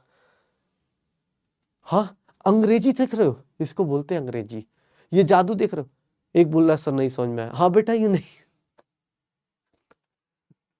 ये देख लो, इसीलिए इसकी वैल्यू क्या है जीरो। क्यों, क्योंकि सर सीधी सी बात है, इतना डिफिकल्ट लॉ किसी को कैसे समझ में आ सकता है। अगर किसी को समझ में आ रहा, दिमाग का इलाज कराना पड़ जाएगा उसको, कैसे कैसे। हाँ ठीक है, अच्छा चलो, तो ये अपने पास जीरोथ लॉ। अब इसको देखो, यहाँ पे एक चीज बोली जाती है, ये देखना, इसको बोलते हैं, ये किस पे बेस्ड है, ध्यान से देखना बेटा। अब तुमने देखो, अब इंग्लिश पढ़, इसमें देखो हंसेगा कोई नहीं, इंग्लिश पढ़ेंगे, चुपचाप पढ़ो इंग्लिश, चुपचाप देखो ये किस पे बेस्ड है, देखना कितनी बड़ी बड़ी बातें लिखी जा रही हैं। Based on law of thermal equilibrium, list of law of thermal equilibrium. याद रखना, अगर तुमसे किसी ने बोल दिया कि भैया हमारा और तुम्हारा टेम्परेचर इक्वल है, तो उसको पता है इंग्लिश में क्या बोलेंगे, कि हम दोनों थर्मल इक्विलिब्रियम में हैं। समझ रहे हो कितनी बड़ी बड़ी बातें, कितनी डीप डीप बातें की जा रही हैं। तुम इसको हल्के में ले रहे हो जीरोथ लॉ को, अरे ये तुम्हें देख के हंसी आ रही है, लेकिन मैं तुम्हें बता रहा हूं भाई, ये देख लो, based on law of thermal equilibrium, कि भाई थर्मल इक्विलिब्रियम पे बेस्ड है। थर्मल इक्विलिब्रियम मतलब सर आपके पास 3 इक्विलिब्रियम आते हैं, आपने शायद जिंदगी में देखा होगा कि भाई 3 इक्विलिब्रियम आएंगे, कैसे, वो तुम्हें दिखा देता हूं। ये बहुत डिफिकल्ट लॉ है बेटा, जो लिखना चाहते हैं थोड़ा जल्दी लिखना भाई, जब तक मैं समझा रहा होता तो साइड साइड से लिख लिया करो, ताकि टाइम हो जाए, टाइम पे चीजें हो जाए, ठीक है। इतना डिफिकल्ट लॉ सोच रहे हो, इतना डिफिकल्ट लॉ कि इक्वल टेम्परेचर है, जीरोथ लॉ है, कैसे करेंगे, किस तरह से कर रहे होंगे। अब देखना, इससे भी खतरनाक चीज बताऊंगा, देखो कितना डरावना चीज बता रहा हूँ, कितना डरावना चीज बता रहा हूँ, सुनना। ये लप्पू सी चीज को हवा मत लेना भाई, डरावनी चीज है कितना सा, ये देखना। थर्मोडायनेमिक देख रहे हो कितना खतरनाक इक्विलिब्रियम है। थर्मोडायनेमिक इक्विलिब्रियम 3 चीजों से मिलकर बना होता है, थर्मोडायनेमिक इक्विलिब्रियम 3 चीजों से मिलकर बना होता है। कौन कौन सी, तो देख लेना ध्यान से भाई, कौन कौन सी, ये मॉड्यूल में अपने दिया भी है, ये मॉड्यूल में अपने दिया भी है। एक को बोलते हैं मैकेनिकल इक्विलिब्रियम। मैकेनिकल इक्विलिब्रियम मतलब समझते हो, मैकेनिकल इक्विलिब्रियम क्या होता है, जब नेट फोर्स क्या हो जाए, जीरो हो जाए। मैकेनिकल इक्विलिब्रियम मतलब क्या हो जाता है, जब नेट फोर्स एफ नेट क्या हो जाए, जीरो। सर मतलब आराम से रिलैक्स पढ़े, 5 न्यूटन का इधर फोर्स लग रहा है, 5 न्यूटन का इधर फोर्स लग रहा है, 5 न्यूटन का इधर लग रहा है, जिंदगी जी रहे हैं आराम से। मतलब सर जितना पॉजिटिव हो रहा है उतना ही निगेटिव हो जा रहा है। सर जिंदगी में क्या रखा है, लोगों को उपदेश दे रहे हैं कि नीट टोटे मार्क्स क्या रखा है यार, हम तो बस उतना पढ़ के जाते हैं कि 0 मार्क्स लेके आए, हम तो बस उतना क्वेश्चन करते हैं जितना पॉजिटिव हो उतना ही निगेटिव हो जाए, ठीक है। तो ये देख लो भाई, ये देख ले भाई, एफ नेट क्या हो जाए, मैकेनिकल इक्विलिब्रियम मतलब कोई अपने पास मूवमेंट जीरो हो जाए, जैसे ये मैकेनिकल इक्विलिब्रियम है। अगले केमिकल इक्विलिब्रियम, सर जहां पे नेट रिएक्शन, रिएक्शन नेट जो है, रिएक्शन जो है, नेट रिएक्शन क्या हो जाए, जीरो हो जाए। जो आपका अगला चैप्टर है, रिएक्शन का नेट वैल्यू क्या हो जाए, जीरो। मतलब जितना आप आगे जाएंगे उतना ही आप बैकवर्ड आ जाए, जितना आप आगे जाएंगे उतना ही आप बैकवर्ड आ जाए। मतलब एक क्वेश्चन हो जाए कि सर जितना आप आगे जा रहे हो उतना ही पीछे आ रहे हैं, जैसे हमारी पढ़ाई के साथ होता है, सर जितने चैप्टर आप आगे जाते हो उतना हम पीछे को भूलते जाते हैं। तो इसका मतलब हेंस प्रूव्ड कि सर हम केमिकल इक्विलिब्रियम में, यही हो रहा होता है। केमिकल इक्विलिब्रियम मतलब सर जितना फॉरवर्ड उतना ही बैकवर्ड हो जाए, उसको क्या बोल देंगे, केमिकल इक्विलिब्रियम। और सबसे last thermal equilibrium. Thermal equilibrium कहीं वर्ड यूज कर दे तो समझ जाना कि सर सिस्टम और सराउंडिंग, अगर कहीं लिखा है कि सिस्टम और सराउंडिंग अगर इक्विलिब्रियम में है, तो इसका मतलब सर दोनों लोगों का टेम्परेचर क्या हो जाए, बराबर। तो भैया यहाँ पे डेल्टा टी, या बोल सकते हैं टेम्परेचर का डिफरेंस जो होगा वो कितना होगा, जीरो होगा। सर डेल्टा टी का टेम्परेचर का डिफरेंस जो होगा वो जीरो हो जाएगा। इतना डिफिकल्ट डिफिकल्ट लॉ देख रहे हो भाई साहब, इतना डिफिकल्ट पढ़ाने में मुझे खुद को टेंशन हो रही है भाई, सोच रहे हो तुम लोग। हाँ अरे ये सब इतना ज्यादा नहीं, तुम्हें बस एक सिंपल चीज जाननी है, कहीं पे कोई वर्ड यूज करे थर्मोडायनेमिक्स का इक्विलिब्रियम, थर्मोडायनेमिक्स इक्विलिब्रियम, समझ जाना कि mechanical equilibrium, chemical equilibrium, thermal equilibrium, ये तीनों टाइप के इक्विलिब्रियम अगर एक साथ आ जाए तो उसको क्या बोल देंगे, थर्मोडायनेमिक्स इक्विलिब्रियम। उसको क्या बोल देंगे, थर्मोडायनेमिक्स इक्विलिब्रियम। पक्का। तो सर देख लो, लॉ ऑफ थर्मल इक्विलिब्रियम पे बेस्ड है, क्यों, क्योंकि टेम्परेचर को रिलेट करता है। और जब थर्मल इक्विलिब्रियम वर्ड यूज किया तो यहीं पे मैंने 3 डिफरेंट टाइप के इक्विलिब्रियम बता दिए, एक को बोल दिया मैकेनिकल, एक को बोल दिया केमिकल, और एक को बोल दिया थर्मल। यहाँ टेम्परेचर सेम हो गया, यहाँ rate of forward is equals to rate of backward, जितना आगे जाओगे उतना ही पीछे आ जाओगे, और इस केस में नेट फोर्स कितना हो जाएगा, जीरो। इसी को क्या बोलते हैं, थर्मल इक्विलिब्रियम। पक्का। देख लो भाई, एक लॉ हो गया, थर्मोडायनेमिक्स का एक लॉ हो गया, इतना खतरनाक सा लॉ कर लिया, लॉ ऑफ थर्मल इक्विलिब्रियम तुमने कर लिया, या जीरोथ लॉ कर लिया, जीरोथ लॉ कर लिया। अब कोई बोले कि सर अब ये, अब डिफिकल्ट बात करेंगे, अब डिफिकल्ट बात करेंगे। सर ये मेरे मार्क्स फिजिक्स में मैकेनिकल इक्विलिब्रियम में थे। हाँ बहुत बढ़िया बेटा, ऐसे ही चलना है, ठीक है। ऐसे ही चलना है, ऐसे ही चलना है। इक्विलिब्रियम मेंटेन करना भी अपने आप में एक डिफिकल्ट काम है भाई, ठीक है। हाँ इक्विलिब्रियम मेंटेन करना अपने आप में भी डिफिकल्ट काम होता है। तुम सोच रहे हो कोई बच्चा इतना एक्यूरेसी के साथ जाए कि सर जितना पॉजिटिव उतना ही निगेटिव मार्क है, जीरो लेके आना ही निगेटिव आ सकता है, जीरो लेके आना बहुत डिफिकल्ट है भाई। 180 क्वेश्चन भी अटेम्प्ट करे और जीरो लेके आए, नहीं। कोई बोल दे सर 100, उसको पता होना चाहिए ना। तो जीरो लाने के लिए मतलब 10 क्वेश्चन सही और 40 क्वेश्चन गलत होना चाहिए। बेटा इतनी खराब किस्मत तो नहीं होती होगी यार कि 10 क्वेश्चन सही 40 क्वेश्चन गलत हो गया यार। इतना तो नहीं लगता, इतना बेकार फेज चलता होगा। अब उल्टा चल जाए वो अलग कहानी। कोई बोले कि हाँ सर -180 नीट में लेके आना है, तुम करके देख लो। -180 लाने के लिए बेटा ज्यादा मेहनत करनी पड़ेगी, क्योंकि आपको पता होना चाहिए कि इसका गलत आंसर ये होगा। अदरवाइज -180 कोई तो 180 में एक तो क्लिक कर जाएगा भाई। 180 इतना बैड फेज तो नहीं आएगा जिंदगी में, ठीक है, इतना बैड फेज तो नहीं आएगा। -180 लाने के लिए तो दिक्कत होगी। चलो देखो, हो गया पक्का। जैसे देखो, अब देखो, अभी डिफिकल्ट चीज बताऊंगा। अब मैं बताऊंगा अंदर की बातें, अंदर की बातें बताने वाला हूं, अंदर की बातें बताने वाला हूं। वो क्या है, अंदर की बात क्या बता रहा हूं, तो वो है अपने पास, वो है इंटरनल एनर्जी। क्या होता है इंटरनल एनर्जी? तुमने पढ़ लिया हीट, तुमने पढ़ लिया वर्क, अब तुम बोल रहे हो कि सर ये पाथ फंक्शन है, ये सर डेली फ्लक्चुएट करते हैं, हर एक रास्ते के साथ चेंज कर रहे हैं, कभी पॉजिटिव जा रहे, कभी निगेटिव जा रहे, कभी कुछ जा रहे हैं। यार क्या जिंदगी में रखा हुआ है, बहुत बेकार सा है। तो हम लोग बात करेंगे अब अंदर की बातें। जब सब कुछ समझ में ना आने लगे तो अंदर की बातें करनी, योगा प्राणायाम ये सब की बातें करनी।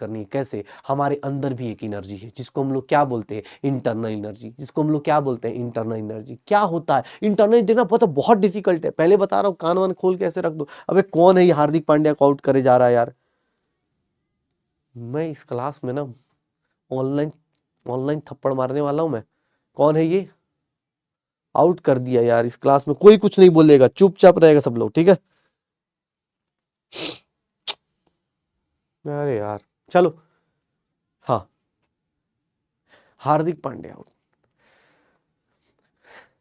चलो देखना ध्यान से। ठीक है, अब अंदर की बात होगी, चुपचाप रहना। अब खेल की बात नहीं होगी, अंदर की बात होगी, दिल से दिल की बात होगी। क्या होगी internal energy? Sir internal energy को किससे रिप्रेजेंट करते हैं? यू से। कहीं कहीं पे इसको किससे रिप्रेजेंट कर देते हैं? ई से। और देखना ध्यान से, देखना ध्यान से भाई क्या बोल रहा है। इंटरनल एनर्जी का डेफिनेशन देखना, all the possible forms of energy that are associated with a system. मतलब सिस्टम के अंदर जितने भी पॉसिबल एनर्जी के सोर्स हैं वो सारे के सारे किसके हैं? इंटरनल एनर्जी कहलाएंगे। मतलब अगर इंटरनल एनर्जी कोई पूछ दे तो भैया इंटरनल एनर्जी किसके इक्वल होगी?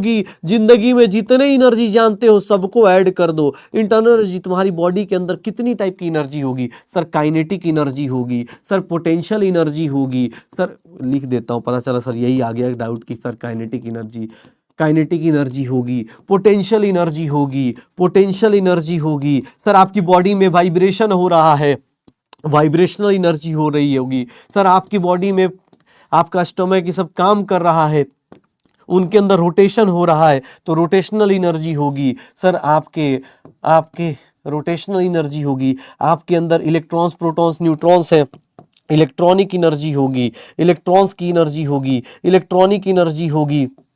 प्लस सर और भी बहुत सारे ट्रांसलेशनल एनर्जी होगी। अब बहुत सारी एनर्जी ऐड करते चले जाओ बेटा, ये करते चले जाओ, इतने सारी एनर्जी। सर न्यूक्लियर एनर्जी होगी, डैश डैश डैश, जितने टाइप के ऑल द पॉसिबल फॉर्म जो भी पॉसिबल हो सकता है उन सबको लेके ऐड कर दो, तुम्हें क्या मिल जाएगा? Internal energy. तुम्हें लगता है तुम निकाल लोगे? तुम्हें लगता है तुम निकाल लोगे? यहीं पे एक लाइन मैंने लिख दी है, it is impossible to measure the exact value, it is impossible to measure the exact value of internal energy. इसको क्या बोल देंगे? It is impossible to measure. तुम्हारी बॉडी के अंदर जैसे मैं बात कर रहा हूं, मैं ऐसे हाथ कर रहा हूं, मैं ऐसे मूवमेंट कर रहा हूं, ऐसे मूवमेंट कर रहा हूं, ऑब्वियस है ना, अलग अलग टाइप की एनर्जी होगी। और ये सारी टाइप की एनर्जी को जोड़ दोगे तो क्या मिलेगा? Internal energy. तुम्हें लगता है कि ये तुम एग्जैक्ट वैल्यू निकाल सकते हो कि सर मेरी बॉडी के अंदर इतनी एनर्जी है? नहीं निकाल सकते। सर थर्मल, अरे अरे भाई अब तू ऐड करता चला जाए, बोला थर्मल एनर्जी लिख दो, लिख दे भाई, मैं ऐसे तो ऐड करता ही चला जाऊंगा। थर्मल एनर्जी, लैटिस एनर्जी, सब टाइप की एनर्जी ऐड करता चला जा। लैटिस एनर्जी, हाइड्रेशन एनर्जी, सब टाइप की एनर्जी ऐड कर दे। लेकिन वो काम का नहीं। मैं तुझे बस एक चीज बता रहा हूं, ये लाइन का मीनिंग बताना, it is impossible to measure the exact value of internal energy of system. ये लाइन समझ में आ रही है कि सर ये क्यों इम्पॉसिबल है? क्यों? क्योंकि इसका रीजन क्या होगा? अब तो एक बोल रहा केमिकल एनर्जी, अरे भाई डैश डैश लगा दिया है, मन करे लिख लेना, 20-25 लिख लेना, जो जो मन में आए।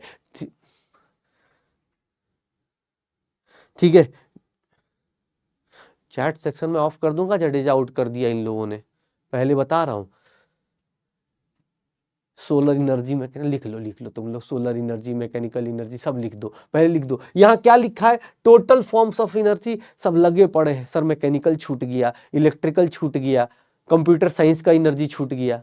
अबे रुक जा भाई, तेरे चक्कर में आउट हो रहे जा रहे लोग, ठीक है। मैं जब से टीवी से उठा हूं लोग आउट हुए जा रहे हैं। कितना सही में बैठा था अभी। हाँ देखो, internal energy, kinetic energy, potential, सब टाइप की एनर्जी को जोड़ दो और तुम्हें पता है एग्जैक्ट वैल्यू निकल के नहीं आएगी। तो हम लोग क्या करते हैं, इसीलिए हम चेंज इन इंटरनल एनर्जी को मेंटेन करते हैं। हम देखो बहुत चालाक लोग हैं, हमें पता चल गया कि यार अपने अंदर, अब जैसे मेरे से कोई पूछे, अब तुमसे कोई पूछे कि सर आपके अंदर, तुमसे कोई पूछे कि बेटा तुम्हारे अंदर कब मोटिवेशन आता है पढ़ने का, तो तुम क्या बोलोगे, सर एग्जैक्टली अपने अंदर कब आता है चेंज, दो ही तरीके से आता है। तुम्हारे अंदर का इंटरनल एनर्जी कब जागता है, तुम्हारे अंदर का फैजल बदला लेने के लिए कब उठता है भाई, अरे कब उठता है, सर मोल कॉन्सेप्ट डूब गया, याद है ना, सबका बदला कब लेगा रे भाई, कब लेगा, मोल कॉन्सेप्ट का, एटॉमिक स्ट्रक्चर का, पीरियोडिक प्रॉपर्टी का, केमिकल बॉन्डिंग का, स्टेट सब मैटर का बदला कब लेगा भाई, अभी तो लेगा। तो यहीं पे अब इंटरनल एनर्जी को क्या पता चल गया, ये सब कुछ नहीं निकाल सकते, तो भाई कैसे निकालोगे, चेंज इन इंटरनल एनर्जी कैसे निकालोगे, तो चेंज इन इंटरनल एनर्जी सिर्फ और सिर्फ दो ही तरीके से चेंज कर सकते हो। मेरे अंदर का या तुम्हारे अंदर का इंटरनल एनर्जी दो तरीके से चेंज होता है, और बहुत प्यारी सी कहानी है, तुम्हें भी पता है, तुम्हें भी पता है किस तरह से चेंज होता है सर, दो चीजों के, कैसे, या तो घर वाले हीट ट्रांसफर कर दें, या तो घर वाले हीट ट्रांसफर कर दें, या फिर खुद से मन हो जाए कि थोड़ा बहुत काम कर लेता हूँ, खिला पिला रहे हैं, इतना सारा घर वाले इज्जत दे रहे हैं, साइंस पढ़ा रहे हैं, इज्जत दे रहे हैं, खिला पिला रहे हैं, घर वाले इज्जत से पढ़ा रहे हैं, तो चल यार कुछ काम कर लेता हूँ। दो ही टाइप से इंटरनल एनर्जी को चेंज कर सकते हो, और वो कौन कौन से टाइप है, internal energy can be changed by, internal energy can be changed by, internal energy can be changed by. Sir कौन कौन से तरीके से कर सकते हो, कौन कौन से तरीके से कर सकते हो, या तो भैया सामने वाले को हीट दे दो, या फिर उससे काम करवा लो, या काम कर दे।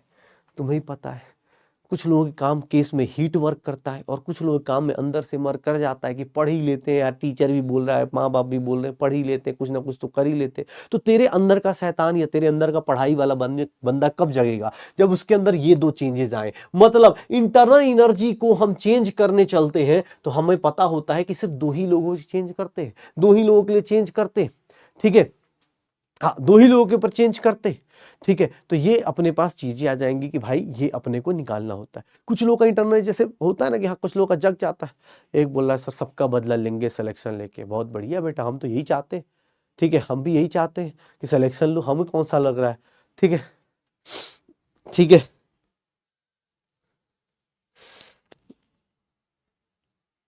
यार चलो मैं कमेंट सेक्शन ऑफ कर दूंगा यार, बंद करो यार, ये जब से कमेंट कर रहे तब से आउट हुए जा रहे लोग, ठीक है। चलो, तो मैं ये बोल रहा हूँ कि अब अपने पास सिंपल चीजें बताई गई कि भाई मुझे क्या करना है। मुझे ये पता चल गया इंटरनल एनर्जी की एग्जैक्ट वैल्यू नहीं निकाल सकता, क्योंकि सारे टाइप की एनर्जी इसमें मेंटेन्ड है, तो ऑब्वियस इसमें से कुछ लोगों की एनर्जी मैं चेंज कर पाऊंगा। तो मैं कैसे चेक कर पाऊंगा, तो एग्जैक्ट वैल्यू नहीं पता चल रही, लेकिन मैं चेंज निकाल सकता हूं। मैं चेंज कैसे मेजर कर पाऊंगा, हीट और वर्क से। अब इसी के ऊपर सबसे डिफिकल्ट लॉ आने वाला है, इसी के ऊपर सबसे डिफिकल्ट लॉ आने वाला है, लेकिन उससे पहले मैं कुछ बताना चाहता हूं। इंटरनल एनर्जी क्या होती है, बहुत डिफिकल्ट चीजें बताऊंगा, पहले सुन लेना। इंटरनल एनर्जी क्या होती है, बहुत डिफिकल्ट चीज। सर इंटरनल एनर्जी की कुछ प्रॉपर्टीज बताना चाहता हूं, कैरेक्टरिस्टिक बताना चाहता हूं। इंटरनल एनर्जी एक्सटेंसिव प्रॉपर्टी होती है। इसका मतलब क्या होता है कि इंटरनल एनर्जी क्या होगी, एडिटिव होगी, क्या एडिटिव इन नेचर होगी।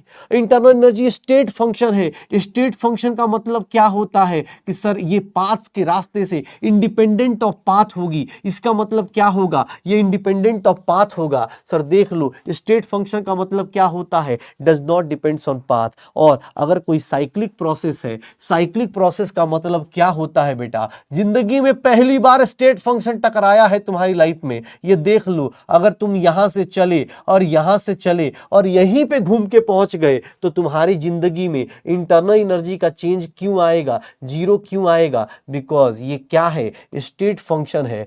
क्यों सर? क्योंकि इनिशियल और फाइनल स्टेट आपका क्या हो गया? सेम हो गया। अगर आपका इनिशियल और फाइनल स्टेट सेम हो गया तो उस केस में चेंज अपने पास स्टेट फंक्शन का क्या हो जाता है? जीरो हो जाता है। स्टेट फंक्शन का चेंज क्या हो जाता है? जीरो हो जाता है। ये देख लो, कोई भी साइक्लिक प्रोसेस होगा तो उसके अंदर चेंज कितना हो जाएगा? स्टेट फंक्शन का चेंज कितना हो जाएगा? जीरो। एक्सटेंसिव क्यों बोला? Because it can be added, can be removed, it can be added, subtracted हो सकता है, एडिटिव इन नेचर है। लेकिन ये देख लो स्टेट फंक्शन, ये क्या होगा? साइक्लिक प्रोसेस में चेंज क्या होगा? जीरो। क्यों? क्योंकि इनिशियल और फाइनल क्या हो जाता है? इनिशियल और फाइनल क्या हो जाता है? जीरो।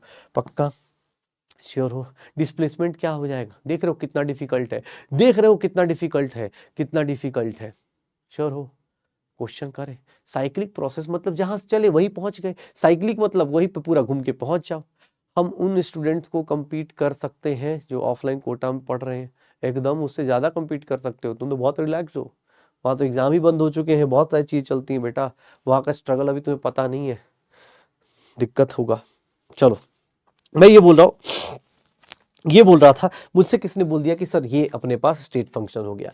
अब किसी ने बोला कि नहीं सर, इसके ऊपर कैसा क्वेश्चन आएगा? डेफिनेशन बेस्ड क्वेश्चन कैसा होता है? डेफिनेशन बेस्ड क्वेश्चन कैसा होता है? भाई साहब ये देखिएगा, इतना डिफिकल्ट क्वेश्चन। पढ़िए सब लोग अपने अपने हिसाब से पढ़िए, इस क्वेश्चन को पढ़िए आराम से, इंग्लिश को एंजॉय कीजिएगा, इंग्लिश को एंजॉय कीजिएगा कि सर किसी रास्ते से जा रहे थे, ए से बी जा रहे हैं, ए से बी जा रहे हैं, इस रास्ते से जा रहे हैं, और क्या हो रहा है? ए से बी जाने का 40 किलो जूल्स है, उल्टा आएंगे, उल्टा आएंगे, उल्टा आएंगे। सर एक रास्ते से जा रहे थे, एक ये इससे फर्क नहीं पड़ रहा, किसी रास्ते से जा रहे थे, रिवर्सिबल हो इरिवर्सिबल से कोई फर्क नहीं पड़ेगा, क्योंकि आपको एक लाइन बताई गई है, it is independent of path, it is independent of path. क्या होगा? सर ए से बी जाएंगे, ए से बी जाएंगे, ध्यान से देख लीजिएगा, ए से बी जा रहे हैं सर, ए से बी जा रहे हैं, एक रास्ता ऐसे जा रहे हैं, इसमें चेंज इन इंटरनल एनर्जी कितना आया? 40 किलो जूल्स आया। सर फिर उल्टा आ रहे हैं, इसमें चेंज इन इंटरनल एनर्जी कितना आ जाएगा? सर इसमें भी चेंज कितना आ जाएगा? इधर प्लस है तो माइनस हो जाएगा, लेकिन आएगा कितना? सर 40 ही आएगा। ओवरऑल चेंज कितना आएगा? नेट इंटरनल एनर्जी का चेंज कितना आएगा? सर यहां से यहां गए और इधर रिटर्न आ गए, नेट इंटरनल एनर्जी का चेंज कितना आ जाएगा? सर जीरो आ जाएगा। क्या? क्यों? देख रहे हो कितना डिफिकल्ट है? देख रहे हो विनोद कैसे इंग्लिश इंग्लिश बोल के काम चलाया जा रहा है, कैसे इंग्लिश इंग्लिश बोल के काम चलाया जा रहा है भाई। हाँ, कैसे कैसे बोल के इंग्लिश, देख रहे हो कितना डिफिकल्ट है? अरे किसी रास्ते से जाए, रिवर्सिबल से जाए, इरिवर्सिबल से जाए, भाई नेट इंटरनल एनर्जी चेंज कितना होगा? जीरो। सर इधर से जाते टाइम भी 40 का, आते टाइम भी 40 का, तो ओवरऑल चेंज कितने का आ गया? जीरो का आ गया। ठीक है, ओवरऑल चेंज कितने का आ गया? जीरो का। क्या आंसर आएगा? B is the correct answer, B is the correct answer. 80% जनता देख लो, 80% जनता अपने पास लगी हुई है, साथ में हो जाएगा।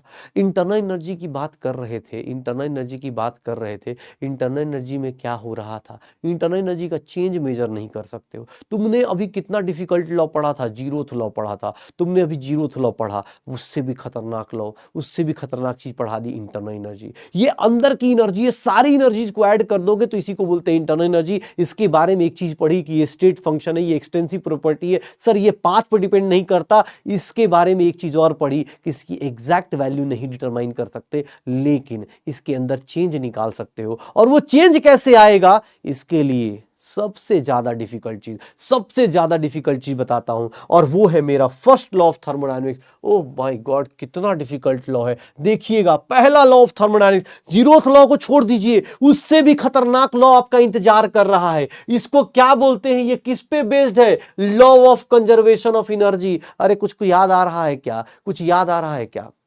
ठीक है, कुछ याद आ रहा है? Sir law of conservation of energy, जहां कंजर्वेशन की बात हो जाए मतलब एनर्जी क्या रहेगी? कंजर्व होती रहेगी। एनर्जी क्या होगी? कंजर्व होती रहेगी। ये किसने दिया? ये पूछा, हिस्ट्री का पार्ट है, लेकिन हाँ इसकी जरूरत नहीं। इसका स्टेटमेंट देखो, अलग अलग तरीके से, इतनी खतरनाक तरीके से पढ़ाया जाएगा, इतनी खतरनाक खतरनाक इंग्लिश बोली जाएगी, ये शायद तुम्हें याद ना आए या शायद समझ में ना आए कि energy can not be created nor be destroyed but can be transform from one form to another form. देख रहे हो भाई साहब, total energy of the universe is constant. कितनी बड़ी बात बोल दी गई कि सर ये सब बातें चल रही हैं। किसने बोल दिया कि sir total energy of an isolated system remains constant through out, it may change it's form. ये सब कहानी का ना कोई लॉजिक नहीं है, ये सब कहानी का कोई लॉजिक नहीं है भाई, ये सब कहानी का कोई लॉजिक नहीं है। पता है इसका क्या लॉजिक है? इतना इंग्लिश पढ़ने का कोई लॉजिक नहीं बनता। तुम्हें एक चीज दिखा देता हूँ, तुम्हें लगेगा कितना सर देखो इंग्लिश पढ़ने में कितना बुकिश पढ़ने में लगता है ना, अबे यार कितना डिफिकल्ट डिफिकल्ट चल रहा है। अभी मैं तुझे एक चीज दिखाता हूँ, इंग्लिश है भाई और कुछ भी नहीं। टोटल एनर्जी तुझे ही पता था, अगर तुझसे ऐसे ही पूछता ना law of conservation of energy से, तू सब कुछ प्रिडिक्ट कर सकता था कि सर सामने वाले का एनर्जी कंजर्व होगा, इनिशियल फाइनल सेम होगा, सर उसके अंदर कोई चेंज नहीं आएगा, सब कुछ कांस्टेंट रहेगा। क्या बात कर रहा है? अब मैं इसका मैथमेटिकल फॉर्मूला बताऊं, इसका मैथमेटिकल फॉर्मूला बताऊं, नहीं आएगा। देख लेना, तुम लोगों में पहले बता रहा हूं, देखना तुम्हें, देखना मैथमेटिकल फॉर्मूला बताऊं, मैथमेटिकल फॉर्मूला बताऊं। सर मैथमेटिकल फॉर्मुलेशन बताऊं क्या? मैथमेटिकल फॉर्मुलेशन बताऊं क्या? Mathematical form of first law of, देखना बहुत डिफिकल्ट है बेटा, बहुत डिफिकल्ट है। First law of thermodynamics, mathematical formula first law of thermodynamics का क्या कहता है? Sir first law of thermodynamics क्या बोल रहा था कि energy can neither be created nor be destroyed. लेकिन सर एक बात बताऊं, ये जो तुम हीट और वर्क डन करोगे ये क्या करेगा? तुम्हें अभी थोड़ी देर पहले पढ़ा था मैथमेटिकल फॉर्मूले में, ये देखिएगा इंटरनल एनर्जी में जो चेंज आता है वो किसके कारण आएगा? अगर आप कुछ खाएंगे कुछ पिएंगे तो कुछ ना कुछ तो वर्क करेंगे ना, तो आप जिंदगी में इंटरनल एनर्जी और सर कितना डिफिकल्ट है ना, it's very difficult. Internal energy में चेंज किसके कारण आ सकता है बेटा? हीट और वर्क डन के कारण। तो change in internal energy is Q plus W। Oh my God इतना डिफिकल्ट। इंटरनल एनर्जी का चेंज कैसे निकाल सकते हैं? Q प्लस W से। ओ भाई साहब देख लो, देख रहे हो किस तरह से निकाल सकते हैं? हीट और वर्क से निकाल दो। अब हीट और वर्क में बस ये फॉर्मूला बेटा, इतना डिफिकल्ट फॉर्मूले में बस एक ही चीज अलर्ट मोड पे रहना है। ध्यान रखिएगा, always use sign convention, otherwise हमेशा गलत होगा। ऑलवेज यूज साइन कन्वेंशन, अब साइन कन्वेंशन हमेशा यूज करना है, नहीं तो ये जितना छोटू सा फॉर्मूला दिख रहा है उतना ही ये सर बर्बाद कर देगा, क्योंकि इसके क्वेश्चन में डिफिकल्ट कुछ भी नहीं है। थर्मोडायनेमिक्स जिन लोगों को लग रहा होगा, जिन लोगों को अरे लिखने का क्या है, लिख लेना यार, वो स्टेटमेंट 3-4 लिख लो, उसका कोई फायदा थोड़ी ना है। 3-4 लिख लो, कोई दिक्कत नहीं। किसी को छूटा है तो भाई लिख ले जल्दी जल्दी। ये स्टेटमेंट से ज्यादा इंपॉर्टेंट ये है, इतना difficult formula, delta U is equal to Q plus W। ठीक है, delta U is equal to Q plus W। बस यहाँ पे एक ही चीज इंपॉर्टेंट है कि साइन कन्वेंशन सही से फॉलो करना, क्योंकि अगर साइन कन्वेंशन गलत डाल दिया आपका आंसर आएगा एकदम दर्दनाक सा, भयंकर सा रिजल्ट आएगा फिर।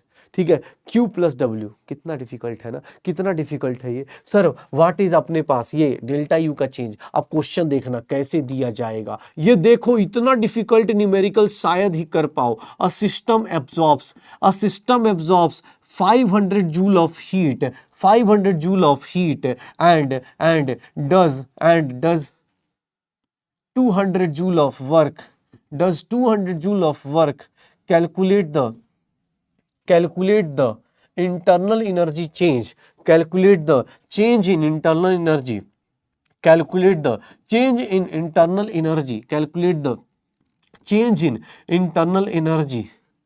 बताओ, इंटरनल एनर्जी का चेंज पूछ रहा है, इंटरनल एनर्जी को चेंज पूछ रहा है। देख लो भाई 500, साइन कन्वेंशन सही से नहीं लगाओगे आंसर गलत आएगा, इस बात की गारंटी है। साइन कन्वेंशन का मतलब सर अभी आपको थोड़ी देर पहले ही बताया गया है, हीट कितना होगा, हीट एब्जॉर्ब कर रहा है, सिस्टम एब्जॉर्ब कर रहा है, तो सर ये प्लस 500 जूल्स होगा। और वर्क की बात करें तो सिस्टम वर्क कर रहा है, सिस्टम वर्क कर रहा है तो work done by the system को क्या लिखते हैं सर? -200 लिखते हैं भाई साहब। सर साइन कन्वेंशन भूल जाते हो, ऐसे कैसे? सर 700 होगा बेटा, माइनस हो गया, -1 हो गया तुम्हारे चक्कर में। 700 कैसे हो गया भाई? 700 कैसे हो जाता है? कभी भी बेटा जब टीचर बोल रहा है यहाँ पे कि यूज साइन कन्वेंशन, तो एक काम करो, जिन लोगों का भी गलत हुआ है, जिन लोगों का भी गलत हुआ है भैया, एक एक काम किया कीजिए। होता है ना क्लास के बीच में खड़े हो जाया कीजिए, सॉरी बोलिए, बैठ जाया कीजिए, पता चल जाए कि गलती हुई है, अगली बार से नहीं करना है। ठीक है, अपने आप को थोड़ा सा मोटिवेट कीजिए। Heat is equals to Q plus W and it's very difficult. 500 minus 200 कितना डिफिकल्ट है ना यार। 300 जूल बताओ, डेल्टा यू की वैल्यू 300 जूल आ गई, प्लस में 300 जूल आ गई। कहीं भी प्लस है मतलब इंक्रीज कर रहा है, माइनस है तो डिक्रीज कर रहा है। अब मैं इतना बड़ा क्वेश्चन नहीं लिखेगा, अब मैं थोड़ा इतना लंबा लंबा लैंग्वेज कौन लिखेगा भाई, ऐसा कर देता हूँ मैं, एक सिस्टम बना देता हूँ मैं, पिक्चर वाइज भी तो क्वेश्चन बना सकता हूँ, मैं एक सिस्टम बना देता हूँ। इसको मैंने इसके ऊपर वर्क कर दिया, ये डायरेक्शन से पता चल रहा है, ये एरो मतलब वर्क किया गया है, इसके ऊपर वर्क किया गया है। मैं साइन कन्वेंशन अभी यूज नहीं कर रहा हूं, मैं बस वर्ड को, गेम को खिला रहा हूं कि आप इस तरह से भी सिस्टम बना दिया जाएगा। इसको देखो लिखने का तरीका, वर्क ऐसे कर दिया गया, इस पे 1000 जूल का वर्क किया गया है। कैसे पता चल रहा है, क्योंकि आपने वर्क का एरो इधर रखा है।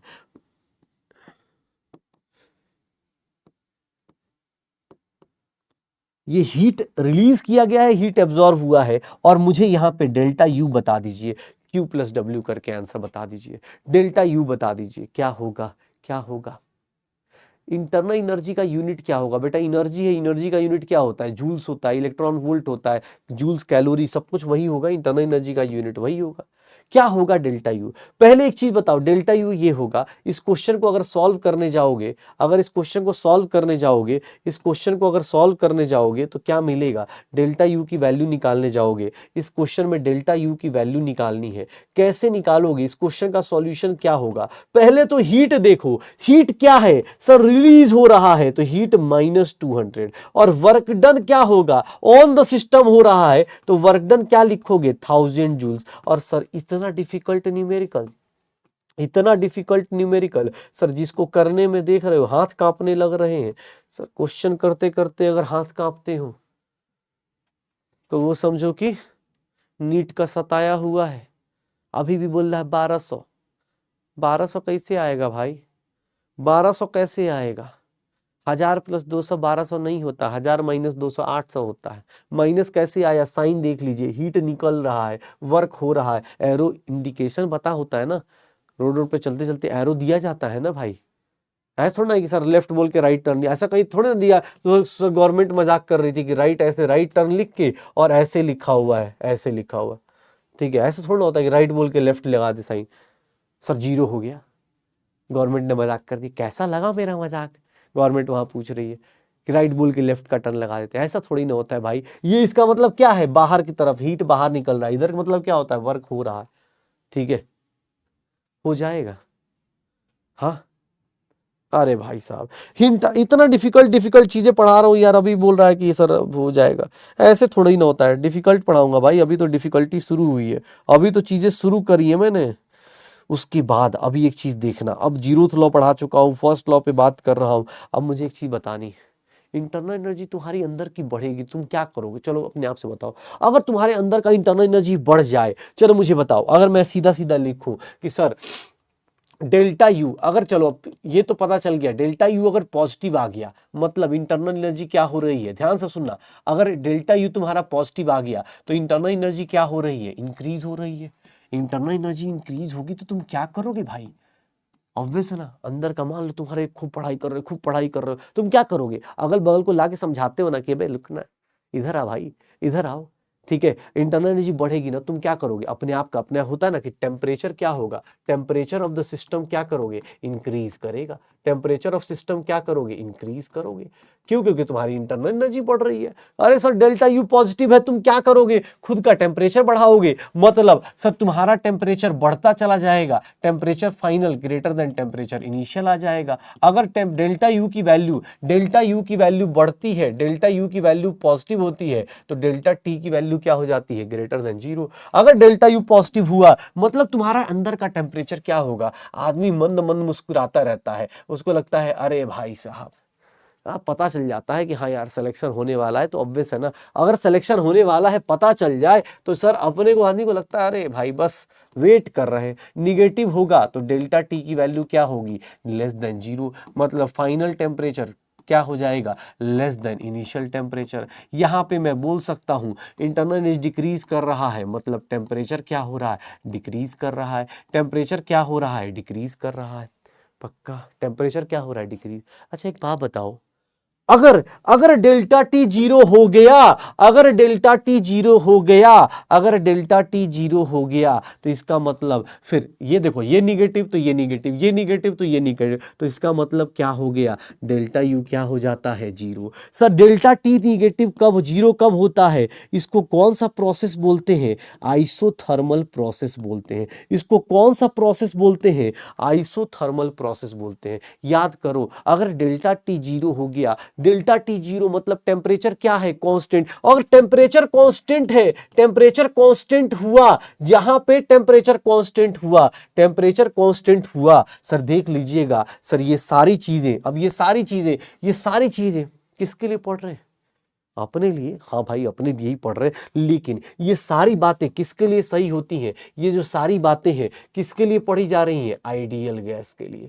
किसके लिए बात की जा रही है, आइडियल गैस के लिए। मैं इसलिए नाम याद दिला रहा हूं क्योंकि कुछ लोग स्टेट्स ऑफ मैटर पढ़ के आए हैं, उनको पता है क्यों, क्योंकि मैं यहाँ पे एक चीज लिखने वाला हूं, उनको एक दो चीजें पता है कि सर जहां टेम्परेचर कांस्टेंट होता है, ये लिखने का रीजन बता देता हूं, क्योंकि मैं यहाँ पे कुछ लिखने वाला हूं, PV is equals to constant. अगर क्वेश्चन में लिख दिया कि पीवी कांस्टेंट है तो इंटरनल एनर्जी का चेंज बताओ, इंटरनल एनर्जी का चेंज क्या हो जाएगा, जीरो हो जाएगा। अगर कहीं क्वेश्चन में लिख दे कि sir pressure into volume constant है, उस केस में बताइए इंटरनल एनर्जी का चेंज कितना हो जाएगा, अरे जीरो हो जाएगा। आइडियल गैस याद है, अरे सर इसी को क्या बोलते थे, बॉयल्स लॉ बोलते थे, शायद इसी को हम लोग क्या बोलते थे, बॉयल्स लॉ बोलते थे। कहीं क्वेश्चन में लिख दे कि sir P1 V1 is equals to P2 V2 हो रहा है, उस केस में बताइए टेम्परेचर का चेंज बता दीजिए, चाहे इंटरनल एनर्जी का चेंज बता दीजिए, इंटरनल एनर्जी क्या हो जाएगा, जीरो हो जाएगा। इंटरनल एनर्जी का चेंज क्या हो जाएगा, जीरो हो जाएगा। तो भैया क्वेश्चन दो चैप्टर मिक्स हो रहे हैं। आइसोथर्मल ये पढ़ा था आपने कहां पर, स्टेट्स ऑफ मैटर में, ये कहां जा रहा है, थर्मोडायनेमिक्स में हो जाएगा, श्योर हो। आइसोथर्मल इंटरनल एनर्जी का चेंज कैसे निकलता है, हीट प्लस वर्क से, हीट प्लस वर्क से। अब मैं तुझे बहुत खतरनाक से क्वेश्चंस में बात करूंगा, बहुत खतरनाक से क्वेश्चंस में, लेकिन उससे पहले एक चीज बताना, एक चीज और बताओ, क्या ये लाइन सब लोग लिख सकते हैं, सम ऑफ, ये बताना ये line, sum of two path function, sum of two path functions can be, can result into state function. ये स्टेटमेंट बोल सकते हो ट्रू है या फॉल्स है।